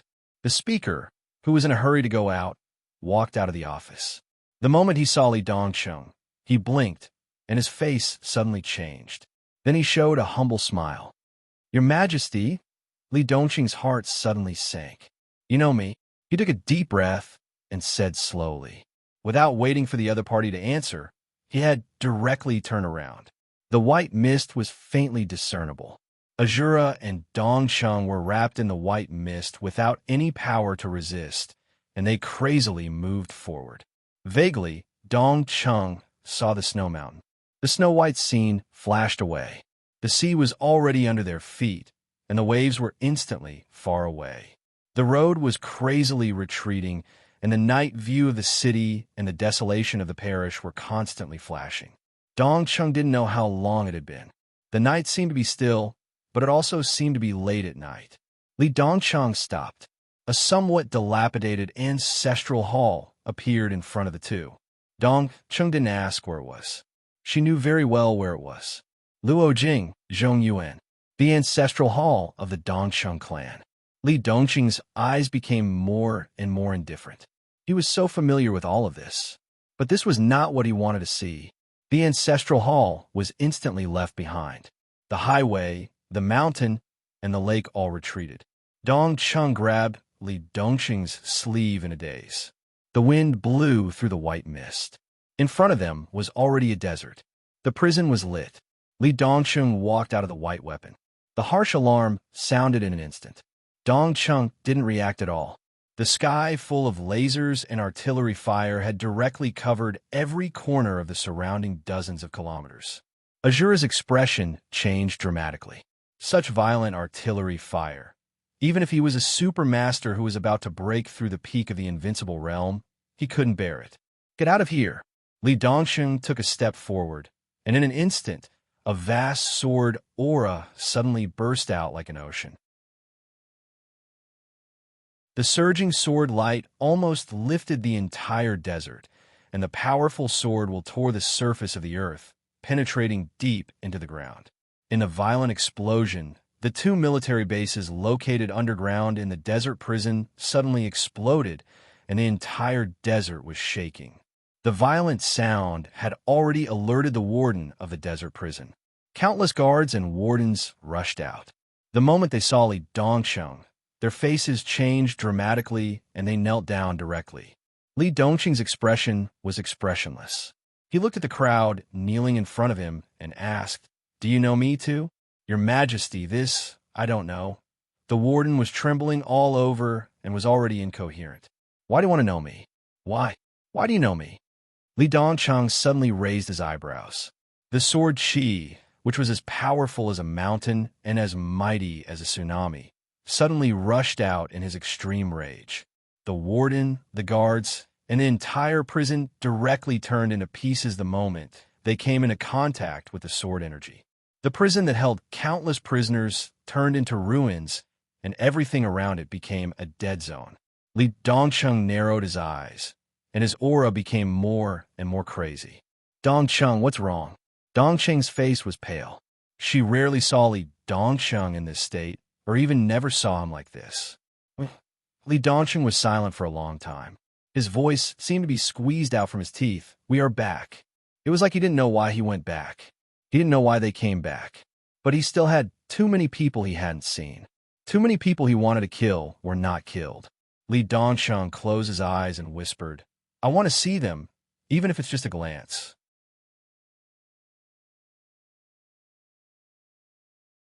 Chapter 747. The dark world was incomparably empty. The mottled light seemed to be swallowed up little by little. The sound was disappearing. Everything in his sight became hazy. The extreme darkness covered all senses. He stood in the darkness, not knowing how long he had been standing there. Like a dream, like an illusion. It was the same as when he had entered the narrow passageway in the prison a few years ago. Dead silence. Darkness. But the surroundings were no longer dull. He walked quietly in the boundless darkness. His consciousness seemed to be awake, but he was in a trance. He couldn't judge his state, and he didn't even know where he was. In the absolute silence, there was no sound, no enemy, no sword. In the desolate environment, only he walked silently. There was darkness in front of him, and the road was so long that it seemed to have no end. Countless times of madness and despair had given him the strongest will. His mind was as calm as a rock. He just walked forward step by step toward the unknown that he could not see. Time seemed to have lost its meaning. His consciousness between sobriety and trance was so calm that he almost had no desire.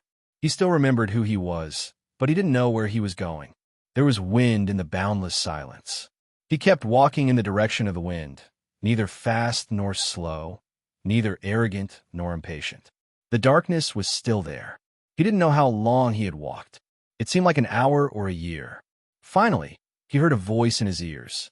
The voice was thin and anxious and kept ringing in his ears. He seemed to hear it clearly, but he couldn't understand the meaning of those voices.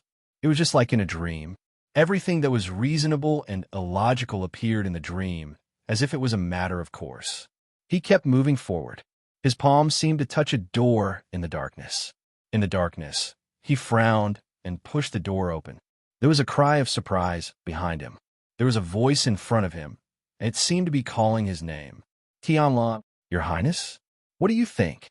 The voice was close and far, as if echoing in the whole dark world. He frowned and kept moving forward in the direction of the voice. The smooth road seemed to disappear. The ground beneath his feet became soft, as if he was stepping on thick yellow sand.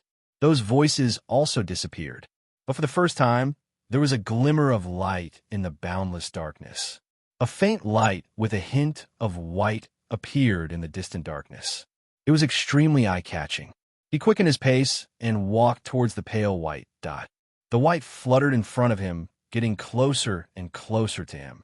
Rich life force gathered in the white light. More and more white, ethereal and illusory, like the morning fog in winter, hazy and cold. He walked into the white mist. All the mist kept rushing into his body.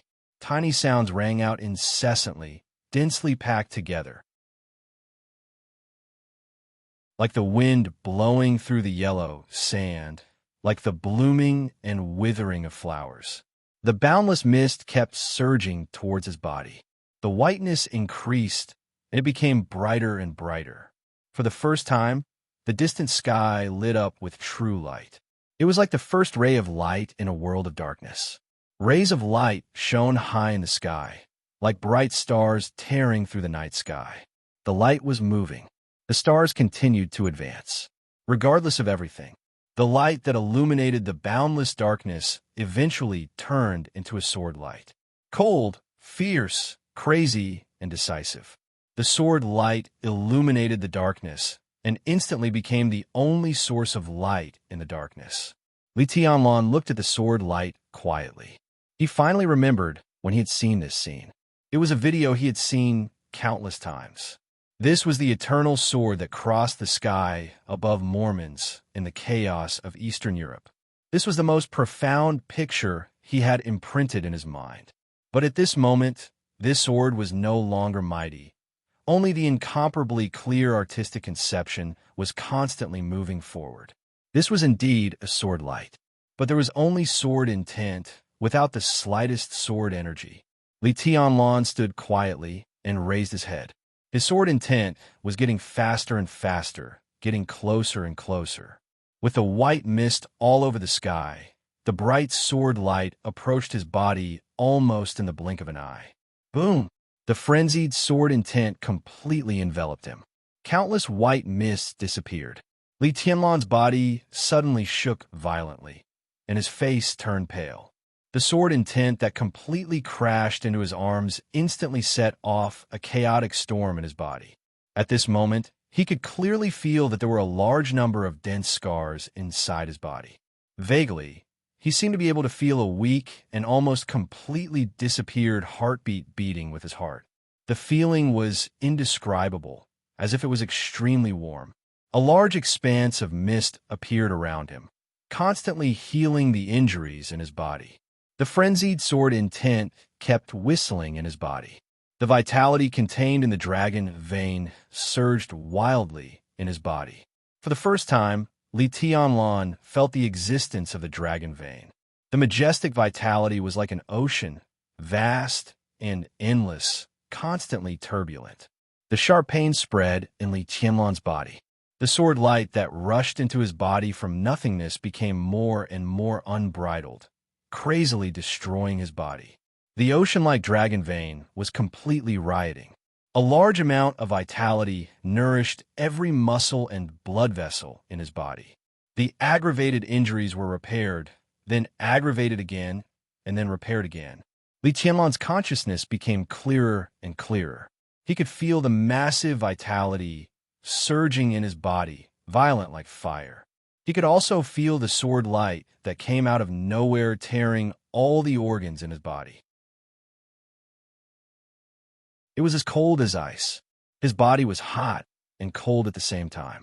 The injuries caused by the sword energy in his body continued to be healed, and the dragon vein's repair work continued.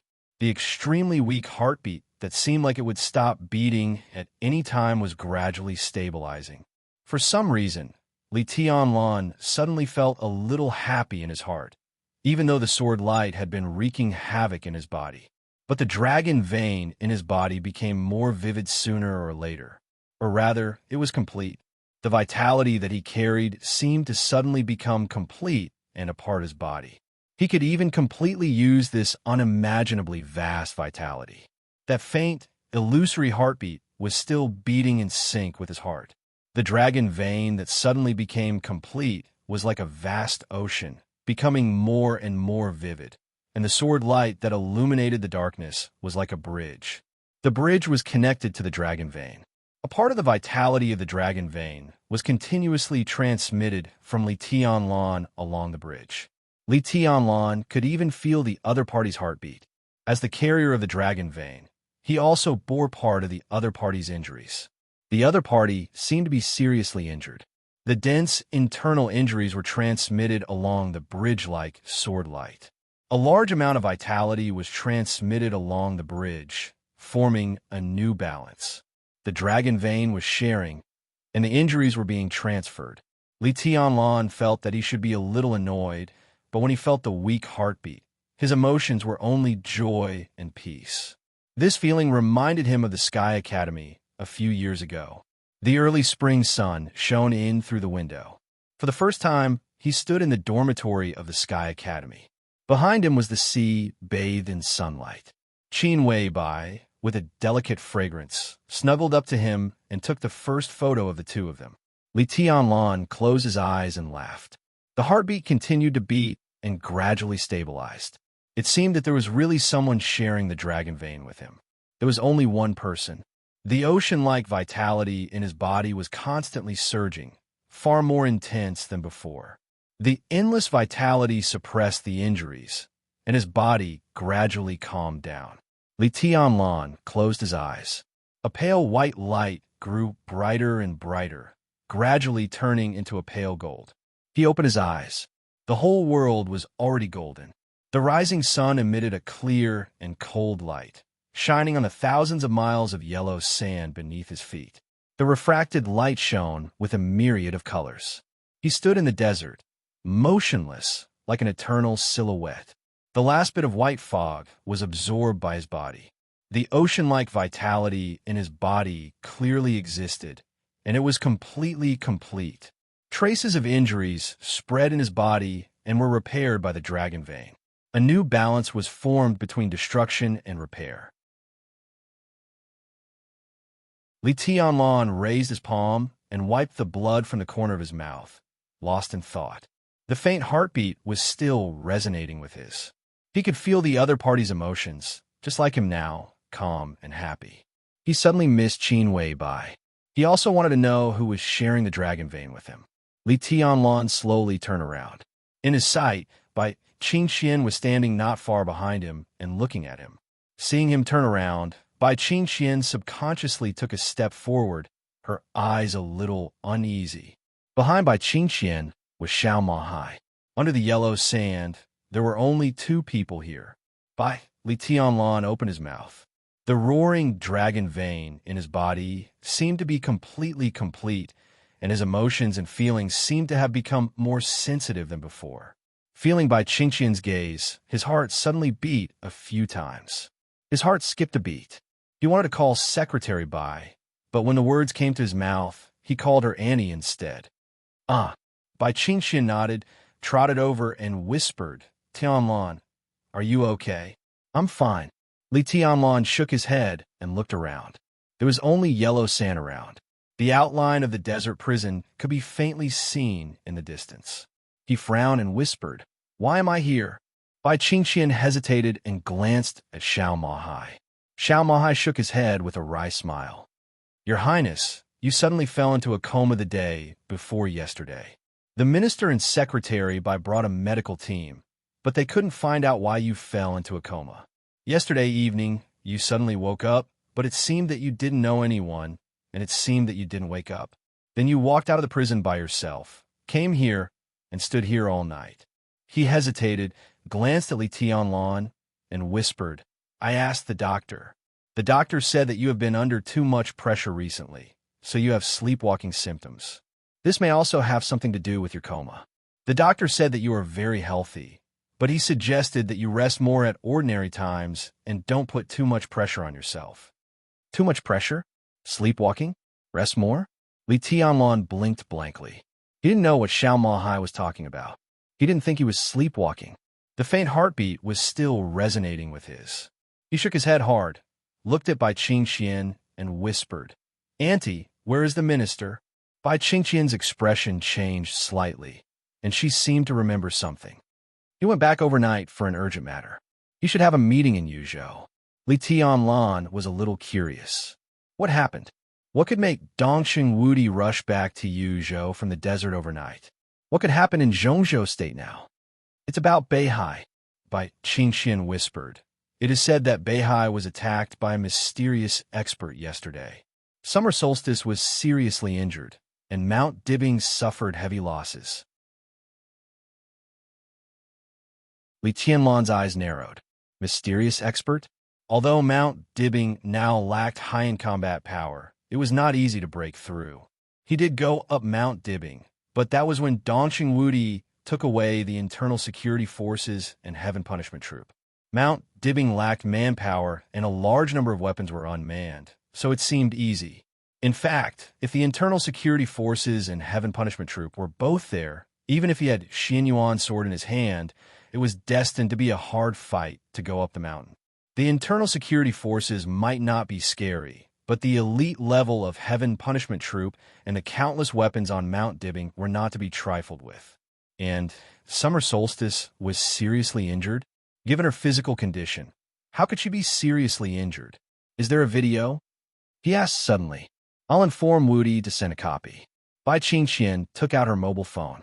Li Tianlan nodded, glanced at Xiao Mahai, and said, Computer, I'll arrange a car to take your highness back right away.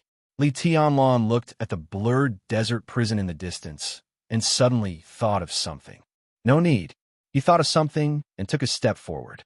The hazy fog spread out, and the three of them disappeared for where they were. When they reappeared, they were already 100 meters away. Wisps of mist permeated the corridor of the desert prison. Li Tianlan slowly walked out of the fog. Xiao Mahai, who had been in a state of sluggishness, suddenly came to his senses.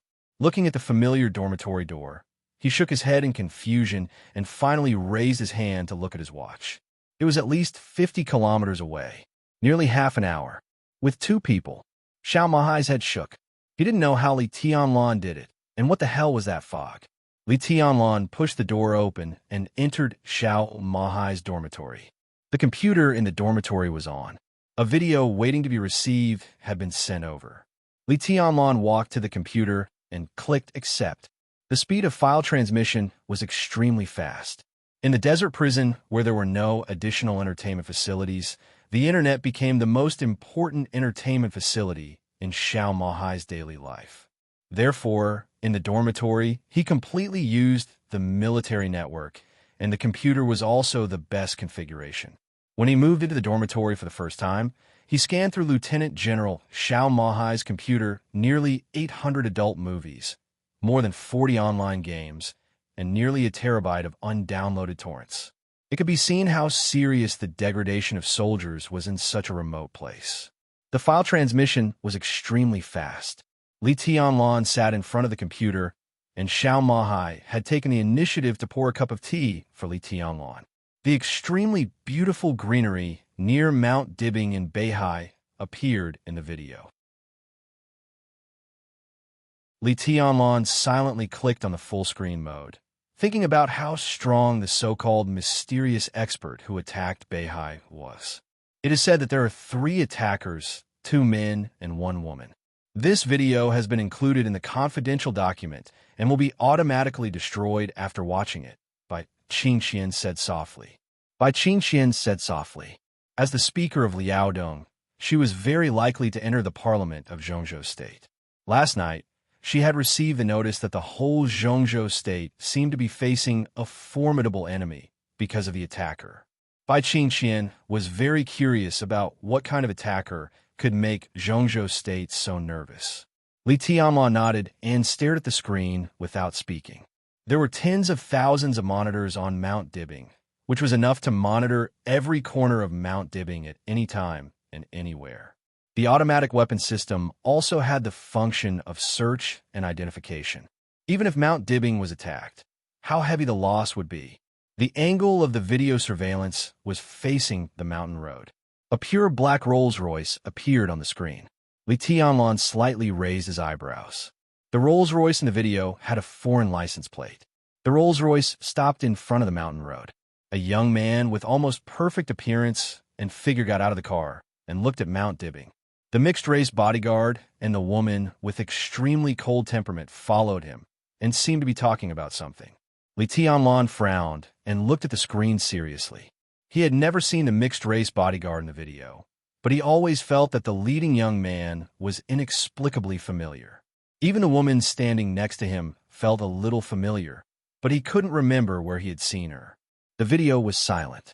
He seemed to see the young man sneer and say something to the whole Mount Dibbing. Countless guards in the whole Mount Dibbing moved. The young man, who didn't want to wait at all, took a step forward and raised his palm. The whole video suddenly shook completely, as if the whole Mount Dibbing was shaking.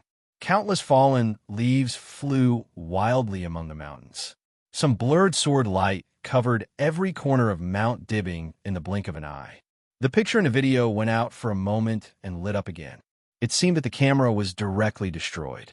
Next was the picture taken by the next camera. The picture on the screen kept flickering, went out, and lit up again. One by one, the cameras were completely destroyed. The falling leaves flying all over the sky almost filled the whole screen. Li Tianlan couldn't see anything except the falling leaves. The earth kept shaking in the silent video. The weapon system on Mount Dibbing seemed to be firing, but all the light was blocked by the falling leaves. The firepower was directly suppressed by the most powerful posture in an instant. Blood occasionally flowed on the screen that went out and lit up again. It seemed that the guards near the camera had died in the falling leaves. The whole Mount Dibbing kept shaking, and all the weapons seemed to be completely shattered. The falling leaves that filled the whole screen rushed all the way from the foot of the mountain to the top of the mountain, covering the sky and the sun. Mount Dibbing, with flowers and forests, instantly turned into a white land in the falling leaves. The blurred sword light flew horizontally and vertically and rushed to the top of the mountain. The whole Mount Dibbing was like a huge piece of tofu that was split open by a sword. The laboratories hidden in the belly of the mountain exploded one after another. The pavilions that had been rebuilt on the top of the mountain were completely shattered. The falling leaves kept flying, but the picture was completely dark. The last camera was destroyed. Vaguely, the falling leaf seemed to rush in the direction of the stage, a formidable person. Li Tianlan squinted and thought. From the video, he couldn't see much about this sword. He could only see that this sword was very strong, but he couldn't tell how strong it was. The progress bar was pulled to the end. A picture appeared on the screen. Two bare peaks appeared on the screen. The distance between the peaks was very close, but there was a cliff dozens of meters wide and more than a kilometer deep in the middle. Where is this? Li Tianlan asked inexplicably. This is...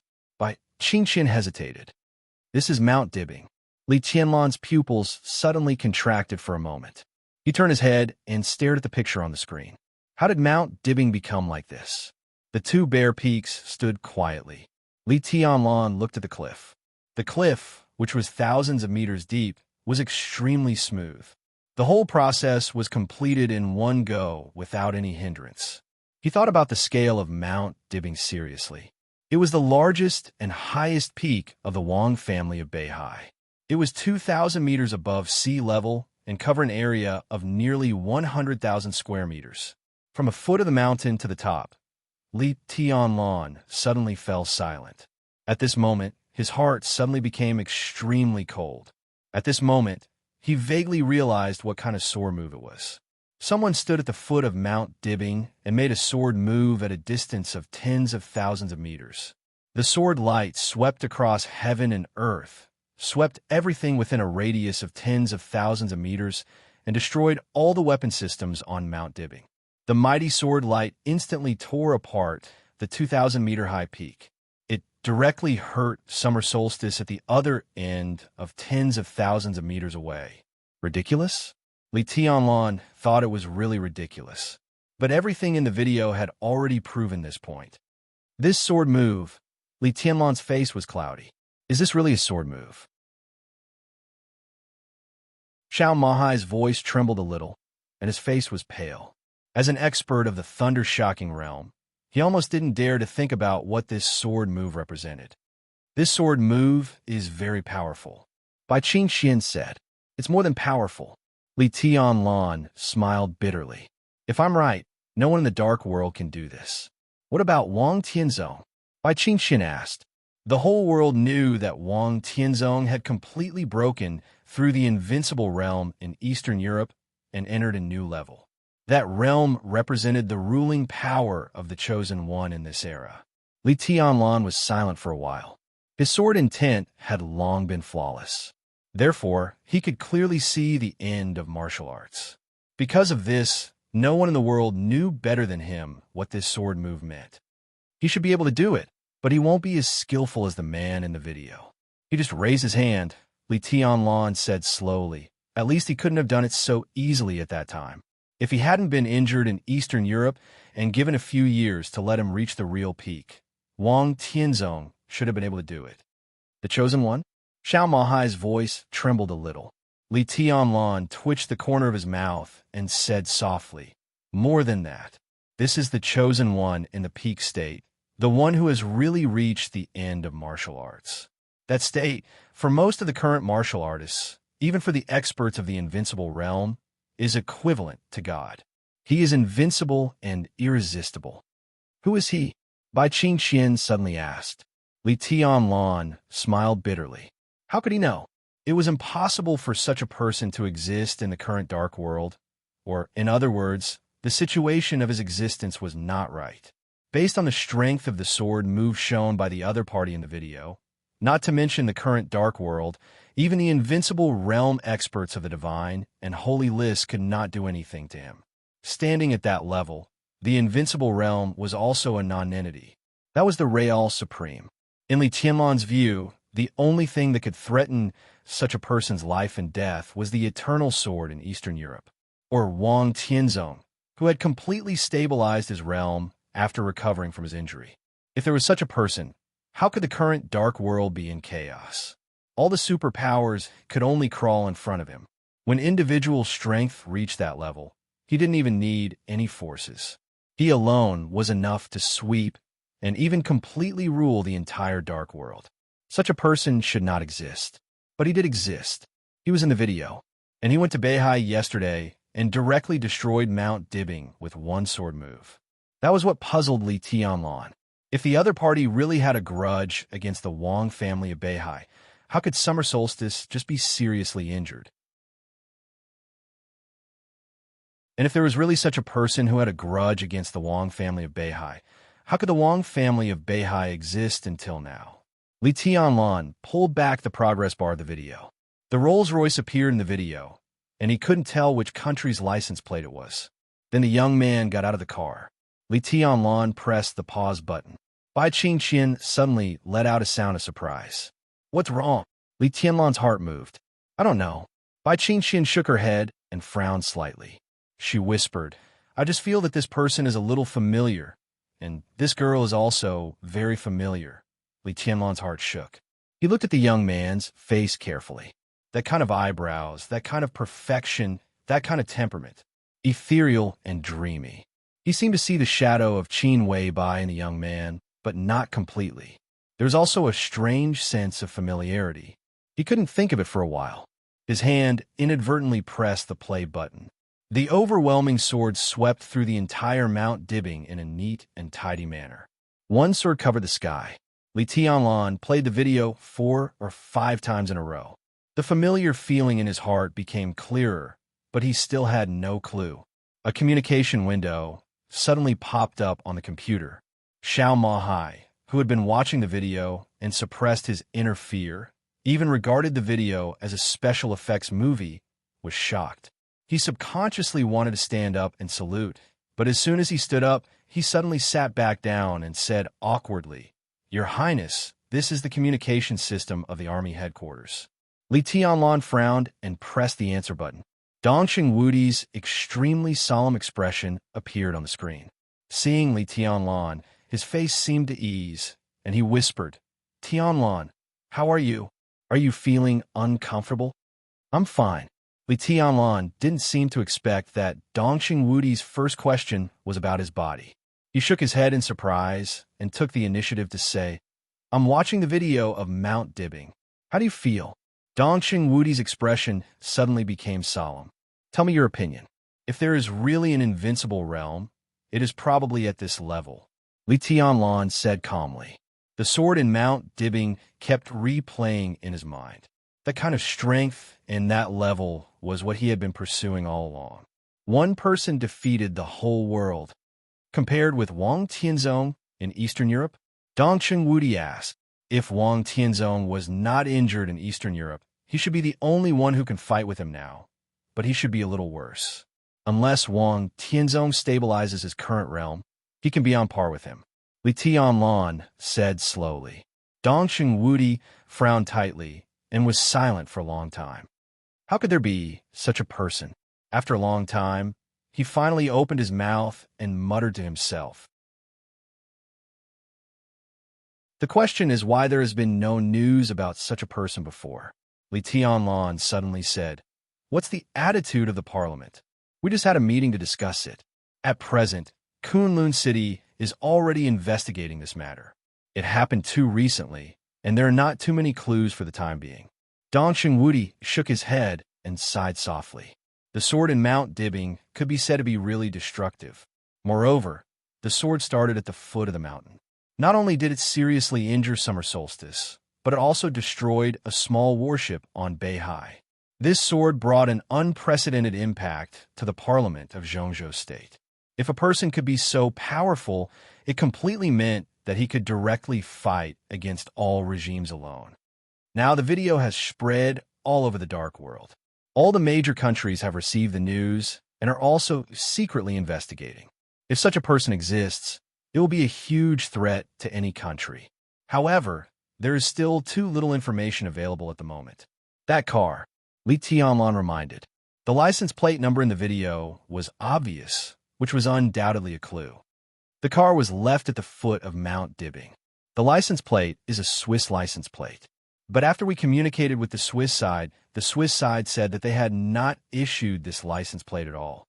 After that, we contacted the Rolls-Royce headquarters, and they also said that they had not made this car at all, but this car did use Rolls-Royce's technology. What else? Li Tianlan asked. There is also an Airbus private plane. Dongqing Wudi said, that plane is parked at the airport, but all the stewardesses and captains have disappeared. We contacted Airbus. He suddenly hesitated, and his eyes drifted. The other party said that they had not made this plane? Li Tianlan asked. No, the other party said that this plane is very similar to the next generation of Airbus private planes they plan to develop. But at present, they only put forward the plan and have just invested in the research and development. Now what they see can be said to be the finished product. What's going on? Airbus is also asking us. They even suspect that Zhongzhou State has stolen their technology. Damn it. Li Tianlan was speechless for a moment and asked, that is to say, this plane should not exist at all? It should not exist now. Airbus hasn't developed it yet. God knows how this plane came to be. Dongqing Wudi shook his head. The parliament has not come to a clear conclusion, but we all agree that it is impossible for such a person to exist without any clues, and it is impossible that no one has heard of it. Some of us are analyzing their lip language, and since they exist, I think they will appear again in the future. Not even the slightest clue. Li Tianlan's heart slightly moved, and he suddenly said, I have heard of a similar person who is also invincible in the world. But at present, there seems to be no trace of his existence in the whole dark world. Who? Dongqing Wudi asked. Dongqing Huangtu. Li Tianlan looked at Dongqing Wudi deeply. Who is he? Bai Qingqian's palm trembled slightly, and she almost knocked over the teacup. She looked at Li Tianlan with a strange look in her eyes. Dongqing Huangtu. Invincible in the world.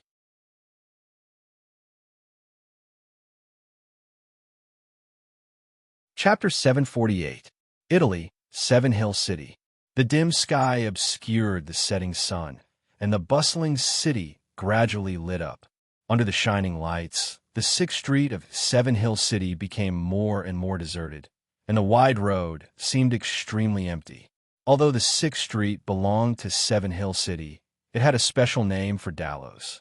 Welcome Avenue. This was the country of Italy. However, the 6th Street was not the Welcome Avenue of Seven Hill City, but the Welcome Avenue of the Sacred City. In the past many years, when politicians, leaders of wealthy families, and other important missions visited the Sacred City, they all entered the Sacred City directly from the 6th Street and then left from the 6th Street. Therefore, in the eyes of many believers of the Vatican, the 6th Street of Seven Hill City was also known as the Road of Holy Light, a place paved with the glory of the Lord. His Majesty, dressed in black, had been standing on the street of the 6th Street for a long time. He stood there quietly and looked up at the sky seriously. The sun rose and the moon set, and night fell again. His figure looked like a statue in the lights at night. Mellad quietly followed him. His Majesty didn't move, and he didn't move either. On weekdays, the people who came and went in the 6th Street were basically believers of the Vatican, and their status was not low. At least, they would not be so low that even Mellad, the deputy commander of the Holy Disarmament Corps, did not know them. Seeing Mellad standing here with a man in black, everyone took a detour. As time went by, the 6th Street had been secretly blocked, and no one disturbed His Majesty's meditation. Mellad looked up at the sky. The lights shrouded the city. The sky of Seven Hill City looked extremely high, and the stars were sparse. He couldn't see anything. He didn't know what His Majesty was looking at until he had been standing here with His Majesty for a day and a night. The two stood silently and did not speak. Standing on the street, motionless, they were like fools. His Majesty was still calm and collected. Mellad opened his mouth and wanted to say something, but stopped. In the end, he swallowed the words he was about to say and did not disturb His Majesty's train of thought. If he had a train of thought, Mellad was not sure about this. He could clearly feel that His Majesty was thinking about something, but the kind of contemplation he showed was more like being at a loss. Mellad shook his head. Just as he was about to go find some food nearby, His Majesty, who had been standing here for a day and a night, suddenly turned his head and said calmly, "Return to the Holy City." Mellad's spirit was shocked. He nodded subconsciously and followed His Majesty's footsteps back. His Majesty's footsteps were a little hurried, and he looked restless. "Your Majesty, what did you see?" Mellad asked cautiously. His Majesty paused, turned to look at him, and slowly said, "I didn't see anything." Mellad let out an ah. His Majesty had already turned around and continued, "But this is the worst. I have a very bad feeling. It seems that something is going to happen." Intuition? Mellad was a little disapproving. "Don't look down on my intuition. My intuition has always been very accurate. I've had this feeling once, and I don't want to experience it again." His Majesty said lightly, "But nothing has happened yet. Our prospects are very good." Mellad was a little helpless. "Now it seems that the situation is very favorable to us." His Majesty turned around and stretched out a hand to Mellad. Mellad was stunned and watched His Majesty roll up his cuffs. Under the cuffs was a very smooth and white arm that could even make women jealous. His Majesty curled his fingers on his wrist and suddenly pulled it a little. The smooth skin was instantly opened, but there was no blood. His Majesty casually threw the skin on his arm to the ground and slowly said, "This layer of skin is fake. Do you see it, Mellad?" Mellad lowered his head. In his sight, scars appeared one after another on His Majesty's real arm. For a moment, Mellad couldn't describe this arm at all. There were too many dense scars, almost covering every inch of flesh on His Majesty's arm. This seemed to be a new wound, and the large scars looked like they had just scabbed. Mellad was a little confused. "It's an injury from many years ago." His Majesty rolled up his cuffs again and said blandly, "Back then, I wanted to kill a woman who was completely crazy. She cut me with a sword before she died. Such scars are everywhere on my body. The skin I just tore off is fake, but it's also a very rare medicine that can slowly repair my body. Do you see these scars? The injury from many years ago was barely healed not long ago. At that time, I didn't expect it to be like this. The feeling at that time is the same as now." His Majesty's voice was low. "I feel like I'm going to die." Mellad took a deep breath and smiled a little reluctantly. He recalled the scars on His Majesty's arm. Those dense sword wounds. How sharp was the sword energy needed to make those wounds heal after so many years? His voice was a little dry. Your Majesty, I don't think anyone can kill you now. Don't talk nonsense. His Majesty sped up. Let's go see the Pope. The two of them returned to the Holy City as fast as they could. They passed by the Holy Church. With Mellad leading the way, they directly entered the Holy Palace.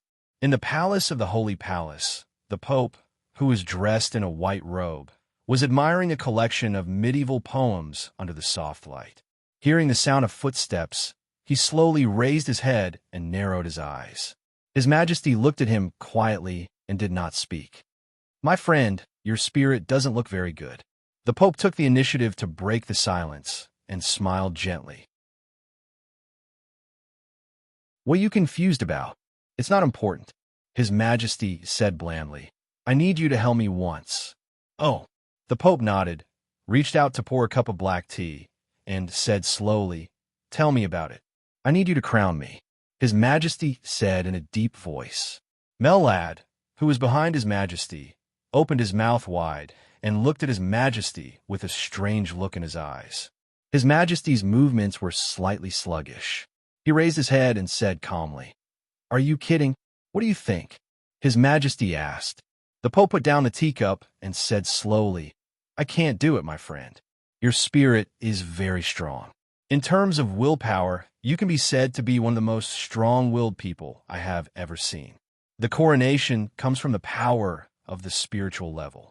To put it simply, once the coronation is successful, you will be completely concentrated and enter a state similar to hypnosis, which will make your combat effectiveness in all aspects rise to a higher level. But although I am in the transcendent realm, my spirit can't affect you at all. My coronation has no effect on you. This is not what I want to hear. His Majesty said slowly, You can't hypnotize me, but you still have a way to make my will more concentrated. Your Majesty the Pope, don't deny it. You can't deceive me in this regard. You don't want to do it because you're not willing to pay the price. Is that right? The Pope narrowed his eyes. He did not admit it, but he did not deny it either. What do you want? His Majesty took the initiative to ask. What do you give me? The Pope asked with a smile. This time, His Majesty was silent for a long time.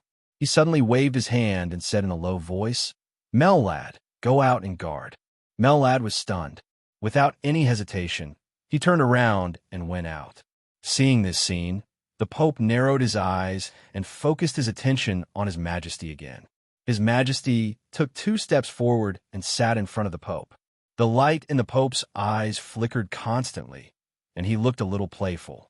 At this moment, he could clearly feel that the mysterious His Majesty's spirit was relaxing. It was constantly relaxing and becoming extremely peaceful. The Pope poured him a cup of tea. Thank you. His Majesty nodded. After hesitating for a moment, he reached out and took off the human skin on his face. A mask. His eyes were clear and calm. He looked at the Pope's obviously surprised face and laughed. I could tell you a story. He sat down. In front of the Pope, he closed his eyes and said, See for yourself. Bang! A small explosion suddenly exploded on the test bench. Flames and frost flashed at the same time. The thick alloy steel plate was almost instantly coated with a thick layer of frost. The moment the frost formed, the raging flames flickered for a moment. The dull burning sound lasted for a second, and the thick alloy immediately turned into a pile of black ashes. But the black ashes were not the remains of the burning. The black dust fluttered and fell to the ground, shining with a layer of extremely strange black-blue light. Obviously, this was a kind of extremely destructive poison. Her pure white palm trembled. Her expression slowly returned to calmness. She took a deep breath and accepted another failure. She walked to another test bench, picked up the communicator, and said calmly, Soma. Hello, Dr. Murphy. A soft female voice sounded from the communicator. Inform the biochemistry department that the 6th experiment has failed. Ask them to come and extract the failed samples for analysis. The data they gave is not accurate. I need to figure out the specific composition of this damn thing. I need the most detailed data." The woman suppressed the anxiety in her heart, but the anger in her tone was still rising subconsciously. "Okay." On the other end of the communicator, Soma's voice was still soft and elegant. The communication was hung up. Dr. Murphy's slender body softly slumped into the chair, lost in thought. From the perspective of Westerners' aesthetics, Dr. Murphy was a standard beauty. Although she was already in her 30s, she did not look as old as Westerners of the same age. Her tall figure was still hot. She was curvy, her skin was white and tender. Her facial features were well-defined, and she did not even have crow's feet at the corners of her eyes. In this mysterious laboratory, the graceful Dr. Murphy could be said to be an extremely eye-catching scenery. The laboratory was silent. After the experiment failed, the pile of black ashes shone with a strange luster, as if it was flickering. Murphy took out a cigarette, lit it, and took a deep puff. There was a touch of helpless pain in her trembling eyes. It had been 7 months since she came here. She could clearly feel that she was haggard. Although she was still doing the work she liked, the seemingly endless darkness in front of her made her extremely desperate. Dr. Murphy Staney Wilson. Internationally, this was not a very prominent name, and very few people had even heard of this name. But in Star State, this was a very important figure. 7 months ago, she was an ordinary researcher in the Star State Biological Laboratory. But the allowance she received was twice that of the chief person in charge of the Star State Biological Laboratory. To some extent, she could be said to be the most core figure in the Star State Biological Laboratory, but she had been secretly protected by the Star State, reducing all exposure. Dr. Murphy was very satisfied with such a life. The allowance given to her by the Star State could ensure that her life was very prosperous. She had a very happy family, a husband who loved her very much, and a lovely daughter. Her life could be said to be truly carefree. But all the good things were completely torn apart that night 7 months ago. A group of mysterious people rushed directly into her home. While she was watching TV with her lover, the mysterious people directly captured her family of 3. The family of 3 was completely knocked out, and when they woke up, they were already here. 7 months. Until now, they did not even know who the enemy was, let alone have access to the slightest news from the outside world. This was a biological laboratory that was not considered advanced in Murphy's opinion. Most of the equipment in it was not comparable to North Sea, which had the most advanced technology in this regard. It was even inferior to the laboratories in Star State. But this laboratory was very functional, and there were good talents in each department. Murphy had come into contact with them through work and was shocked to find that all of them seemed to be researchers who had been kidnapped. Among them, a doctor of chemistry who used to work as a researcher in the German Institute had even stayed here for nearly 6 years. There were different departments in the laboratory, and each department was subdivided into different groups. The people in the groups were responsible for one project after another. Murphy's position was relatively aloof. She was not a member of any group, but she was equipped with 3 assistants. Her task was to study the antidote for a poison, and as a reward, she would have about an hour every 2 months to see her daughter and husband. Life seemed to have completely lost its future and hope. Murphy's only motivation now was for the most precious hour in 2 months. She sat on the chair in a daze, took a deep breath, and held back the tears that seemed to flow at any time. She was extremely disappointed. "It seems that I should consider giving you some more work, dear Dr. Murphy. I don't need useless people here, nor do I need you to be lazy." A flat voice suddenly sounded. The other party's English was standard and fluent, but in Murphy's ears, it was like the whisper of a demon, extremely cold. Murphy's plump body suddenly became alert. She jumped up and stammered, "No, the experiment just failed. I've already informed—" "That's not a reason. The experiment failed. You should make a record and try to find a new way. Look what I brought to encourage you." The voice thought unhurriedly. The door of the laboratory was opened. A figure shrouded in black appeared in Murphy's sight. There was a little girl who looked a little silly standing beside him. "Jessie." Murphy rushed over excitedly and hugged her daughter. Her heart felt like it was being stabbed by a knife. The little girl was no more than 6 or 7 years old. Looking at the excited Murphy, she subconsciously took a step back. After a moment of hesitation, she said softly, "Mom." Her voice was dull and a little dull. Murphy hugged her daughter, tears streaming down her face. It wasn't like this. It wasn't like this before. Her family used to be very happy. Her daughter was also very lively and smart. But in just a few months, she wasn't by her daughter's side. God knew what she had experienced to scare her like this. "Okay, I've seen your daughter." Then the voice of the man in black rang out. "No." Murphy suddenly screamed, rushed over to hold the man's leg, and begged, "Your Majesty, please let me stay with my daughter a little longer. 5 minutes, no. 10 minutes, no. 7 minutes is enough, please." She looked up at the man in black. The man in black was also looking down at her. There was no emotion in his dark eyes. Murphy's eyes were extremely weak. She didn't know who the person who ordered to kidnap her here was. He had no name, and everyone called him Your Majesty. He rarely came to the lab, but every time he came, everyone's pressure would increase. The two looked at each other silently for a while. A gleam of light flashed across the man's dark pupils. He nodded and said, "Yes. Thank you, Your Majesty." Murphy said in surprise, turned around, and hugged her daughter tightly. She kept taking deep breaths. "Your experiment failed again?" His Majesty asked slowly. He rubbed his eyebrows and said slowly, "I just told a story to someone. I'm very tired and in a very bad mood." Then, "Dear Murphy, tell me some good news to cheer me up. I'm free." Murphy's face was pale, and she said in a trembling voice, "I'm sorry, Your Majesty. Do you have any ideas?" His Majesty asked slowly. "Not yet. This kind of poison contradicts each other and is extremely toxic. I still need a little more time." Following His Majesty, Murphy's body was a little weak, and her heart was full of fear. The two came to the central test bench one after the other. There was a tiny bottle on the test bench. The bottle was completely transparent, shining with the light of flames and ice under the bright light. "Of course I know that his poison is very toxic," His Majesty said blandly. "Do you know that this poison comes from a genius in Zhongzhou State? It's the poison of extreme cold and the poison of extreme heat.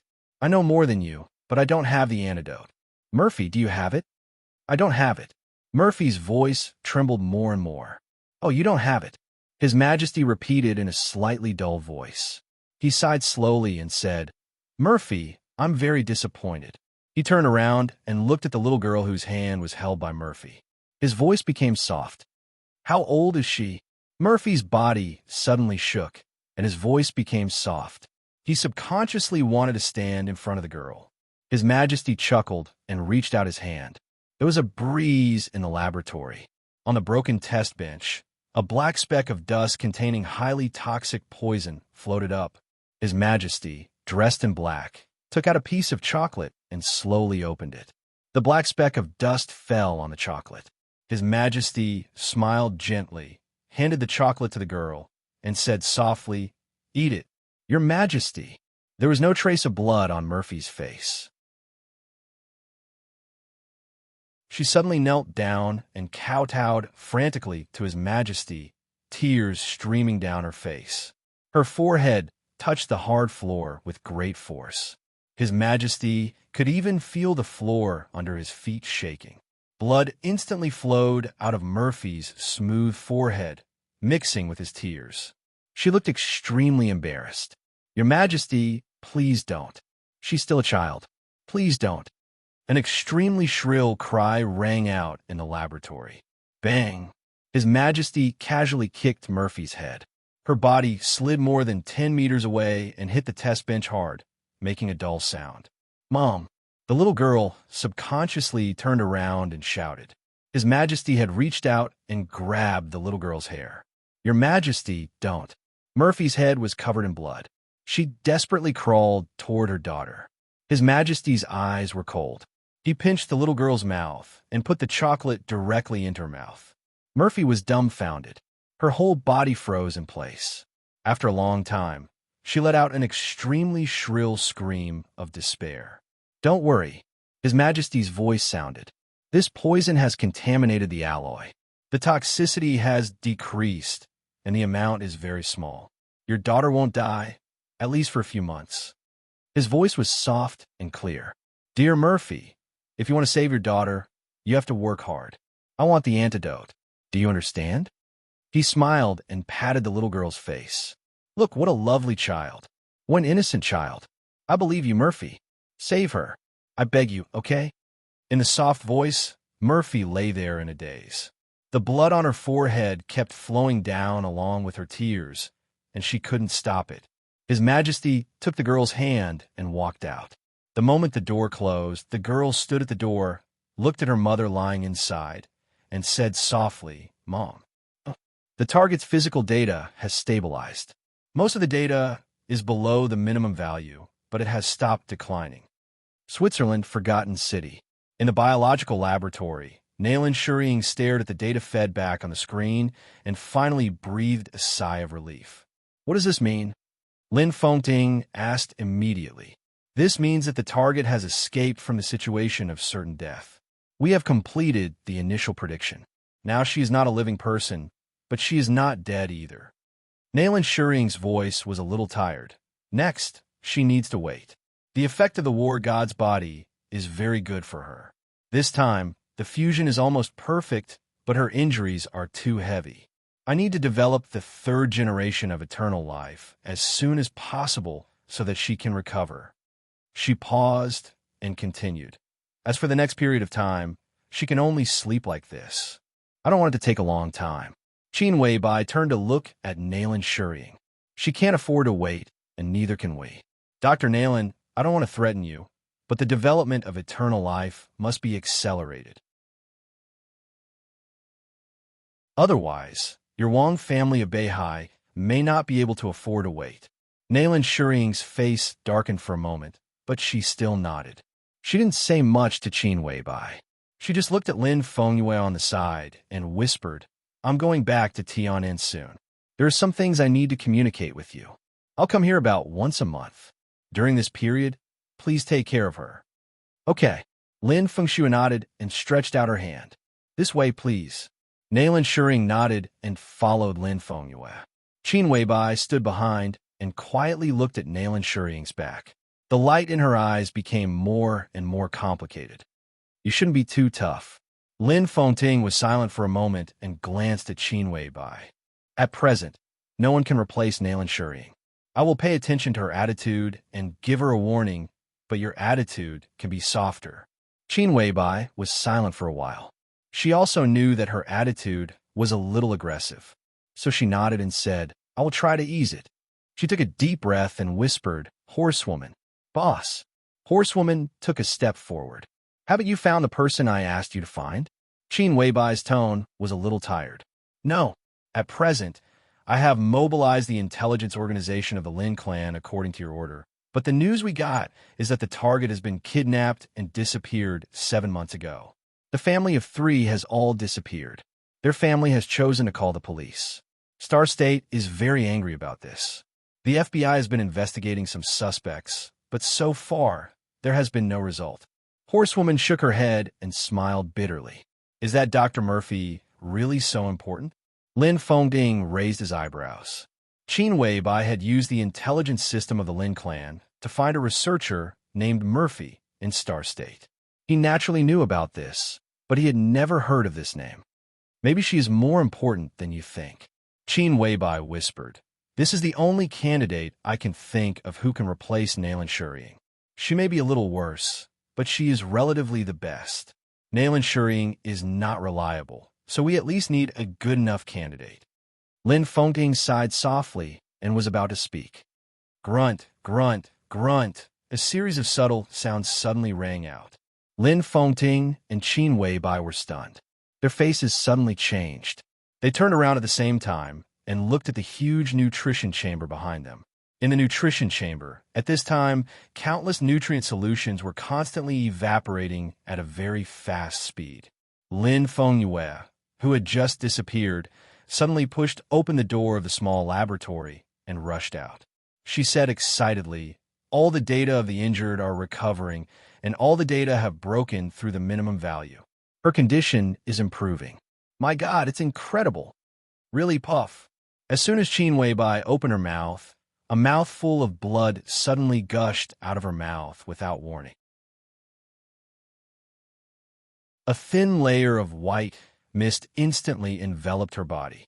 Her body trembled, and she struggled to say something, but her body softly fell to the ground. Everyone's face changed dramatically. Boss! Horsewoman suddenly screamed. Qin Weibai tried to open her eyes. Her eyes were focused, but everything in her sight began to become dark. In the endless darkness, a light was emerging little by little. The corner of her mouth moved. The darkness disappeared completely. A flame completely occupied the dark night, burning crazily in her consciousness, and then disappeared in a flash. Apex.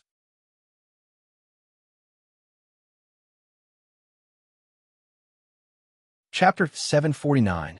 Qin Weibai snorted softly. Crystal beads of blood flowed down from the corners of her mouth, and an inexplicable pain swept through her whole body. Her face suddenly turned snow white, and her whole body trembled violently. A fine white mist surged out her body. It was hazy and full of vitality. The white mist appeared and disappeared, quickly absorbed by her. She opened her eyes wide and swayed, but her consciousness became extremely clear. She couldn't even faint if she wanted to. The scene in front of her seemed to have completely returned to normal. She could see the ceiling of the laboratory, and countless high-tech instruments were working. Lin Fengting's face was extremely ugly, and he asked loudly what was going on. Farther away, Lin Fengxue and Nailan Shuriying had come out quickly. Some researchers had already rushed over to open an instrument that could detect physical indicators. Horsewoman carefully picked her up and rushed to the instrument. The familiar scene disappeared. Her vision turned pitch black again. A burning flame appeared in the pitch black space. The fire kept rising. The severe pain swept through her whole body like a storm. She couldn't help but groan and clenched her fists tightly. What the hell is going on? Lin Fengting was completely inexplicable. A minute ago, Qin Weibai was fine, and he had never heard of her having any disease or injury. But now, she suddenly became like this. Lin Fengting hated this feeling. In the next 20 years, Qin Weibai would be extremely important to the entire Lin clan. She was now the acting patriarch of the Lin clan. To put it bluntly, her current safety was even more important than Lin Fengting's own. Record her physical data and do a detailed examination immediately. Prepare to activate the number 3 drug and stabilize her condition first. Nailan Shuriying said in a hurried tone. Horsewoman carefully held Qin Weibai and put her in the instrument. It was less than 10 meters away, but she had already broken out in a cold sweat. Qin Weibai's body was completely in contact with the instrument. The instrument, which had already started to operate, suddenly lit up a large number of signal lights. A hazy light curtain filled the inside of the instrument, completely enveloping Qin Weibai's body. The white mist around her was still slightly undulating, and the whole picture looked extremely psychedelic. The hazy light curtain kept scanning Qin Weibai's body. Nailan Shuriying stood in front of an instrument and operated the screen. Countless data was brushed up like a stream and was quickly recorded. A virtual image of Qin Weibai's physical condition emerged. The image was dynamic, and it was constantly analyzing the situation inside Qin Weibai's body.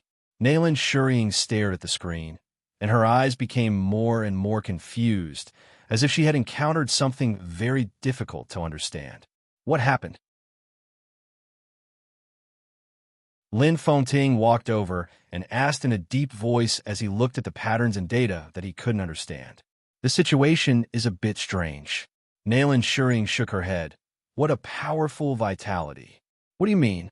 Lin Fengting asked. Nailan Shuriying hesitated for a moment. Instead of answering directly, she quickly switched the screen. The big screen immediately split into 2 screens, and 2 virtual images appeared. The data on the 2 screens kept alternating.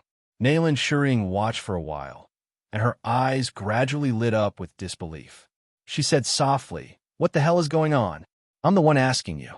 Lin Fengting's tone was a little impatient. Qin Weibai suddenly became like this, which really tested her mentality.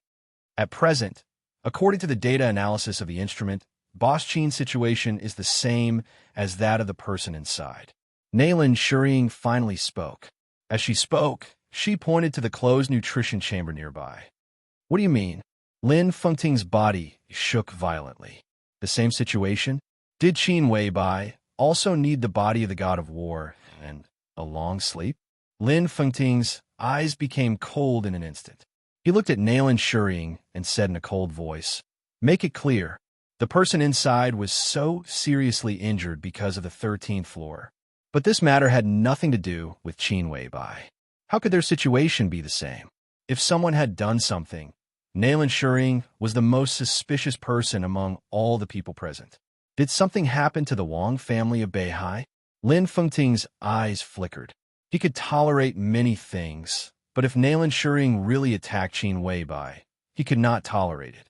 The Lin clan could not tolerate it either. Qin Weibai might have many identities, but she was now the patriarch of the Lin clan. Attacking the patriarch of the Lin clan was tantamount to a formal declaration of war. Nailin Shuriying's heart beat fiercely.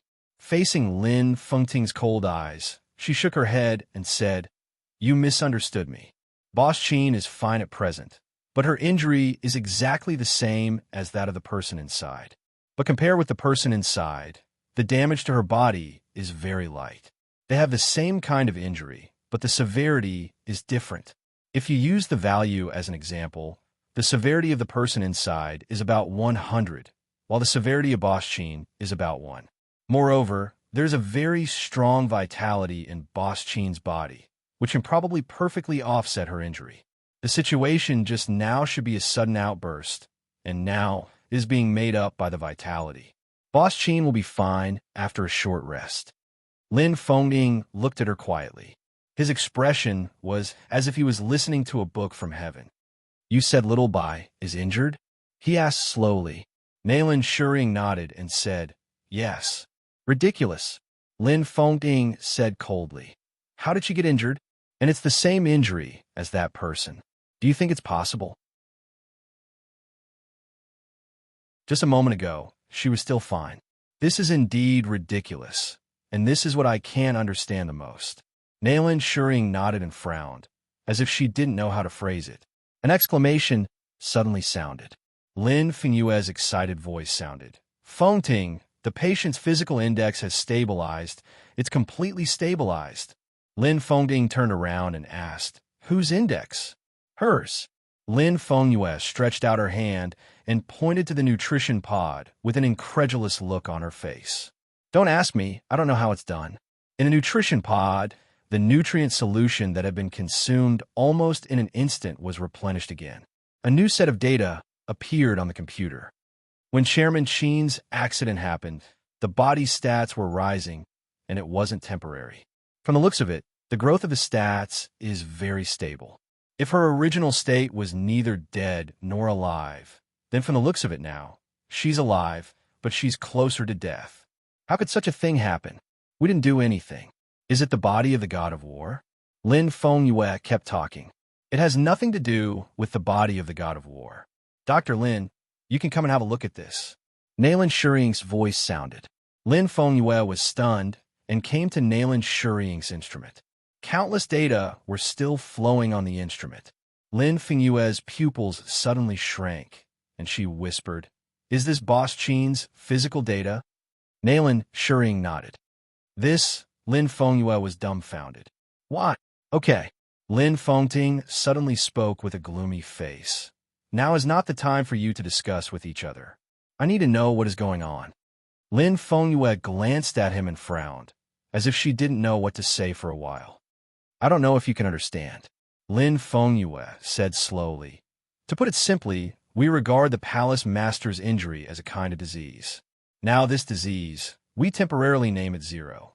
The palace master's disease can be said to be incurable. In terms of values, her disease value has reached 100. Lin Fengting felt that this statement was a bit familiar. And now, Boss Qin is infected with the same disease as the Palace Master, but her disease is very light, and the value is only 1.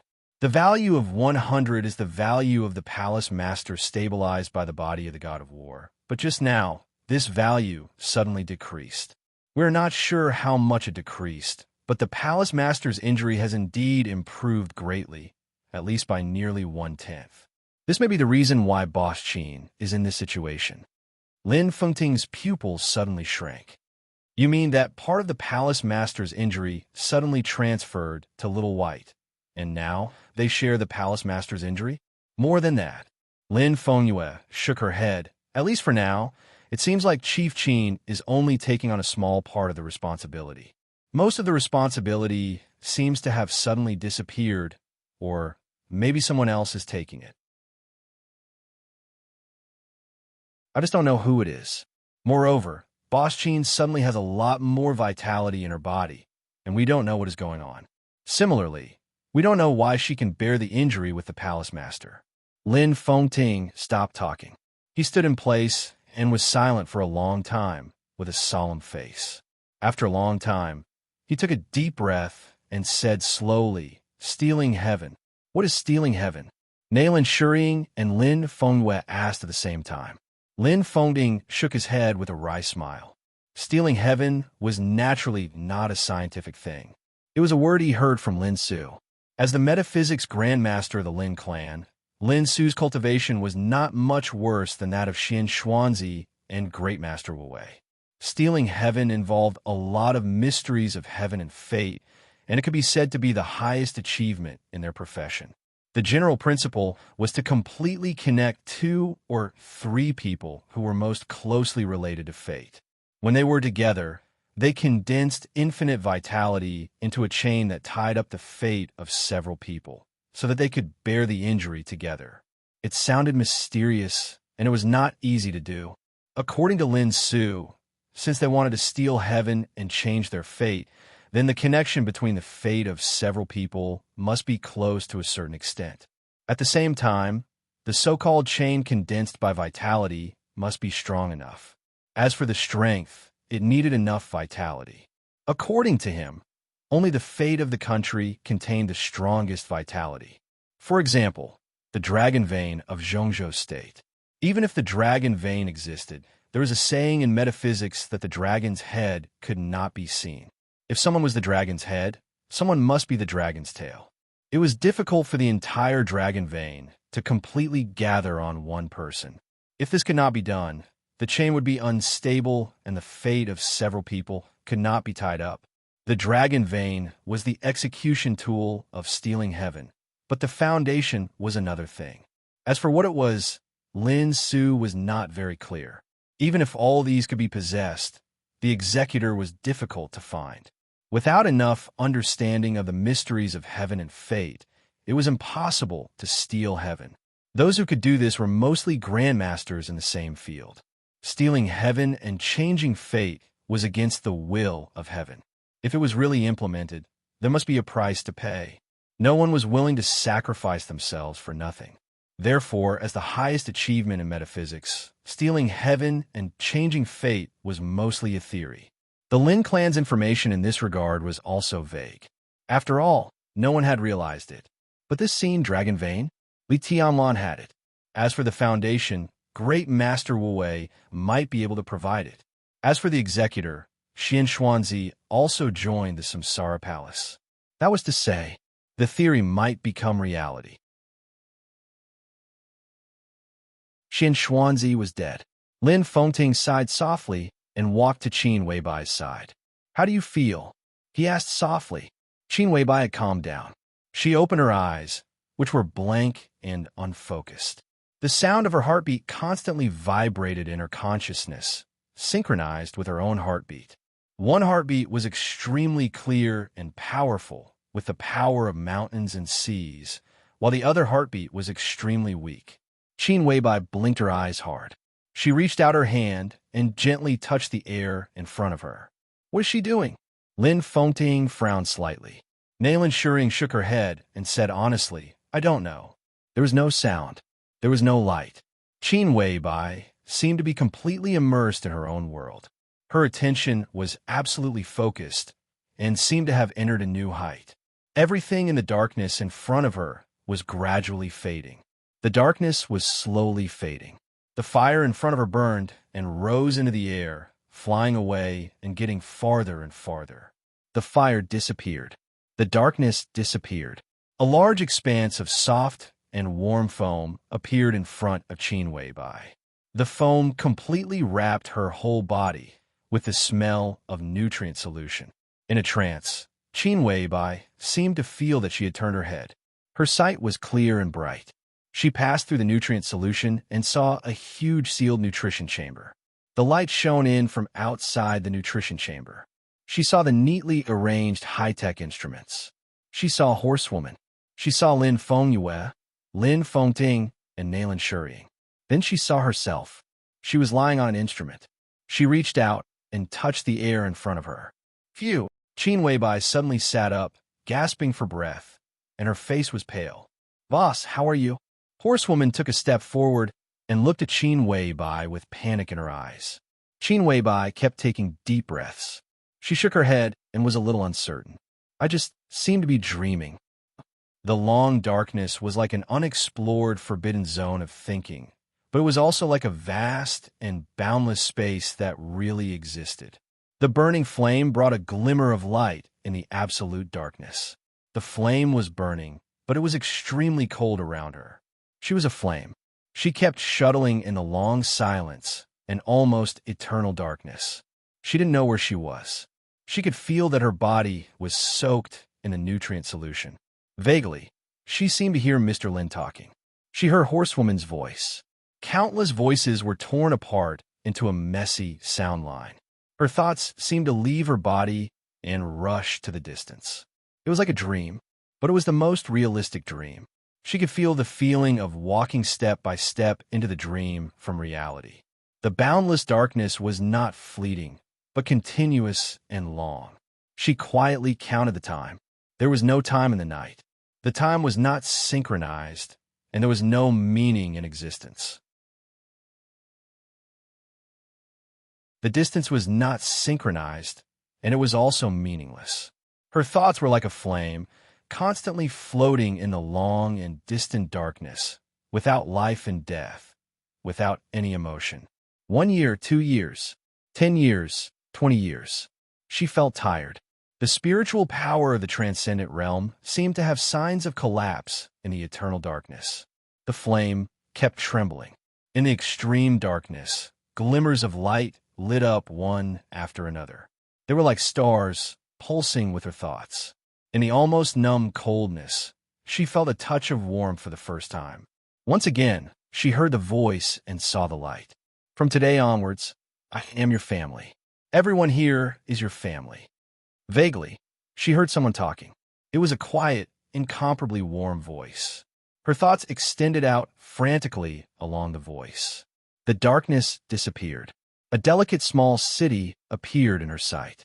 Under the blue sky, the whole city was like a garden. Some people were walking in the garden carefreely. All the vehicles were driving underground. There were birds chirping in the city, and some animals were also walking freely in the city. A middle-aged man held the hands of 2 children, and his voice was a little tired. The 2 children were a boy and a girl. The boy was only about 3 years old, but his expression was extremely stubborn. The girl was a little older, wearing dirty little clothes. She was held by the man and was a little timid. "Forgotten city," she said timidly. "Where is this?" "This is our home." "In Switzerland." The middle-aged man whispered. "My home is in Lin. I want to find my mother." The little girl lowered her head and said cautiously, "I want to find my grandparents." The muscles on the middle-aged man's face twitched, and there was a touch of extreme anger and helplessness in his eyes. The boy on the side was quiet and motionless. "Dad, Mom and Grandpa and Grandma have gone to a faraway place. They asked me to take care of you for the time being. When you grow up, you can go to find them by yourself, okay?" The man touched the girl's hair with his palm. "Okay." The 2 children spoke at the same time. A one-armed young man walked over slowly. His face was pale, and his body was shaky. It seemed that he was seriously injured. "Dad, The young man nodded to the middle-aged man and called him. How are your injuries? The middle-aged man asked softly. Fortunately, I won't die. The young man forced a smile, and there was a touch of hostility on his face, which had not been worried before. My right hand's gone. I can still draw the sword with my left hand. The 3-year-old boy stared at the young man's empty right arm and looked a little curious. The young man bent down and seemed to feel a little inconvenient. He simply knelt down in front of the little boy on one knee and touched his head with his left hand. How old are you? The boy shook his head. He didn't know how old he was, and no one cared about this. Still a child, the young man said softly. The young man said softly. He pointed at his empty sleeves and asked, Are you afraid? The boy still shook his head and said nothing. The young man hesitated, and a small sword slipped out of his left cuff and handed it to the boy. Do you like it? Yes. The boy nodded, and his voice was clear. This is something that will accompany you for a lifetime. The young man laughed, and his eyes were complicated. I hope you can be safe and happy all your life, but you're the son of my best brother. Child, you have your own responsibilities and hatred. I'm almost a useless person now. In the future, I can only rely on you. The middle-aged man hesitated, let go of the boy's palm, and whispered, I have decided to accept him as an apprentice. The young man was stunned and said with a smile, The seniority is a bit messy. I have made an agreement with him. This is my adopted son. But it doesn't matter. He took the boy's hand and whispered, My name is Lin Yuxian. From today on, I am your adopted father. I can teach you everything I know. If I can't, I will find someone to teach you. What's your name? Li Dongsheng. The boy glanced at the middle-aged man and whispered, I hope you can remember a name. Maybe it will be your lifelong enemy. What's your name, godfather? Hao Yin. I am about 2 years older than you. My father? Why did he die? Winner takes all. There is nothing despicable in this world. When despicable is put on someone's head and put in the history book, it doesn't matter whether he is hateful or not. What matters is that he must be a loser. Dongsheng, your father is not such a person. He just neglected it and failed. Grandpa, grandma, family. Don't think about them. Dongsheng, keep them in your heart. One day, you'll get them back. What about your arm, godfather? It was cut off, but it doesn't matter. Your mother killed him for me. I don't need you, boy. This is your father's kendo. It is much more perfect than the Lin clan's kendo. Can you stand it? Yes, but your injury is very serious. Oh, it doesn't matter. Go to your master later. He has something to give you. Your body is on the verge of collapse. Rest for a while, or you will die. Before I die, all the people who deserve to die will die. In the dim light, the 15-year-old boy's face was tough and indifferent. The light kept alternating. The 4 seasons were changing. It was like a dream from a very long time ago. The firelight stayed there, watching the changes year after year. Her mind had been calm, without any fluctuation. Bastard, who let you go? Do you want to die? Do you know you almost couldn't come back? But I killed him. Yes, you killed him, and you will die too. But I still killed him. I killed an invincible realm expert, but I am not invincible. Shut up. What's so great about killing an invincible realm expert? Godfather died in his hands. I killed him and his family. I avenged my godfather. Ahem, master, do you know that I don't even dare to go to my godfather's grave to kowtow every Qingming festival? This is just the first one. The Wang family of Beihai, Kunlun City, the purgatory of Heaven Capital, the Heroes Club, none of them can run away. They will all die. I will kill them all. Shut up. You should rest now. The dragon shows its head, but not its tail. The dim sunlight shone on the verdant forgotten city. The man in the wheelchair was extremely dry, but he smiled contentedly. I took the fate of the purgatory of Heaven Capital. Celestial Emperor? Humph. The Celestial Emperor who carries the dragon vein of Zhongzhou State is just a dog. He bowed down first. Dongsheng, from now on, there is no need for Zhongzhou State. You are the dragon vein, and only the dragon vein. From now on, the world will not only know Xian Xuanzi and Wu Wei, but also me, Lin Su. The dragon shows its head, but not its tail. In the future, If possible, spare Celestial Emperor Huawu's life. You need someone to carry the dragon's tail for you. The dim yellow in the sky gradually disappeared.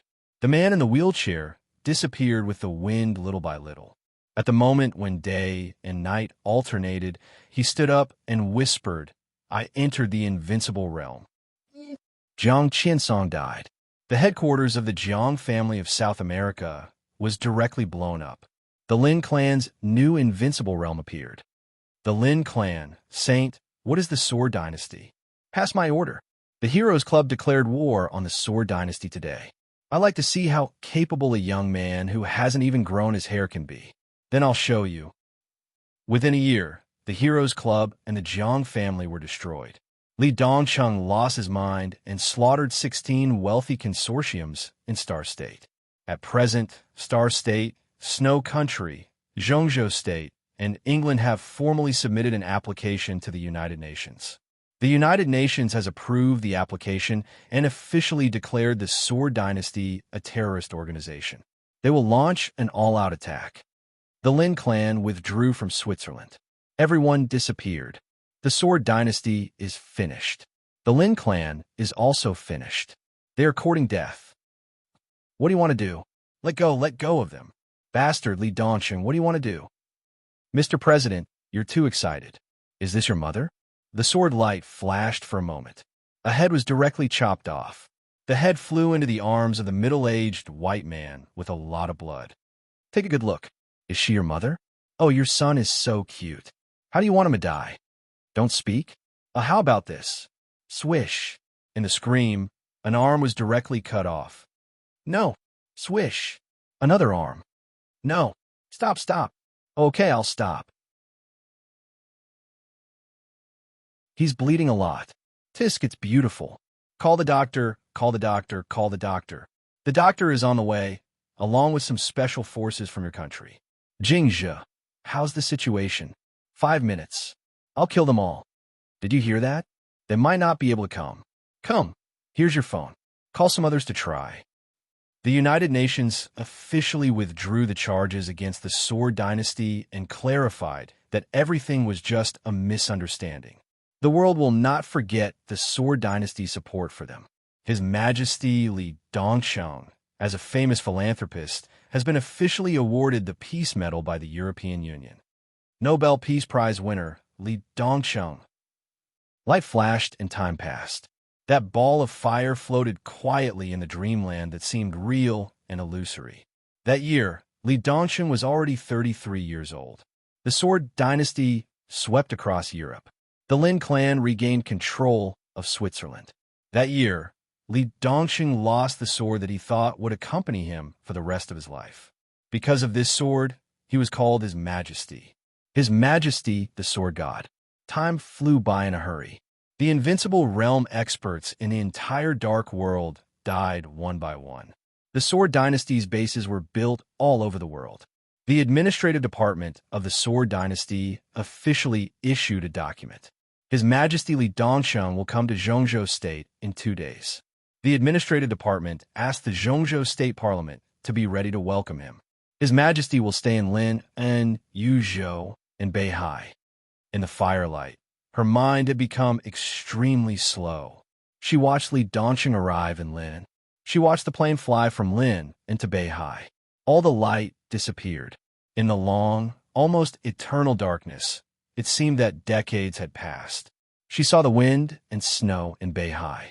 She saw Li Dongcheng walk up Mount Dibbing, where summer solstice was guarding. Father's sword, the firelight trembled. She felt a strong and complete vitality. The vitality was like a dragon, sweeping across the land of Zhongzhou State. In the dark, the complete dragon vein in Li Dongcheng's body was broken. The dragon tail that belonged to his era was transferred to Li Tianlan, and the dragon tail of this era rushed into Li Dongcheng's body with unimaginable vitality. So each was complete. So each was perfect. Li Dongcheng disappeared. Eternal darkness and silence enveloped everything again. The extremely long dream that seemed to last for 100 years seemed to begin to break apart. Once again, she saw a flash of light. The light and shadow were eroded by the darkness little by little. In a trance, it was like a small village in a province in the south of Zhongzhou State. A plainly dressed girl was walking quietly on the road. Her appearance was exquisite and perfect. Although her clothes were plain, she looked like a noble and proud little princess. Behind the girl was an old monk in a cassock with a kind face. "Where are you going?" the old monk asked softly. "It's probably in front, if I remember correctly." The girl raised her head and looked quietly at a seemingly ordinary orphanage in front of her with a pair of bright eyes. "Are you looking for someone here?" the monk asked curiously. "Who are you looking for?" "I don't know," the girl whispered. "I'm here to have a look. Whether I can find him or not, from today on, I should have my own name." She walked forward slowly and entered the orphanage. A girl in a small dress, full of patches, happened to walk out of the door. The two girls froze for a moment at the same time and looked at each other blankly. In each other's eyes, there was a face that was exactly the same as each other's. "You." The girl clutched the patches on her clothes and looked at the girl in front of her, who was as proud as a palace master. She whispered, "Who are you? What's your name?" The proud girl looked at her, her eyes calm and indifferent. I'm Qin Weibai." The girl asked timidly, "Who are you?" "I'm Qin Weibai." The girl nodded and said lightly. But the girl hesitated and seemed to want to cry. "Who am I?" "You? From today on, your name is Gu Xianyan. You're tuning in to the Romance Rendezvous YouTube channel. We're so grateful for your support, and don't forget to subscribe to join us on this incredible journey through captivating stories. Your generosity through donations truly makes a world of difference, as it's the primary source of revenue that allows me to expand and enhance this channel for you. Thank you from the bottom of my heart for being a part of this adventure.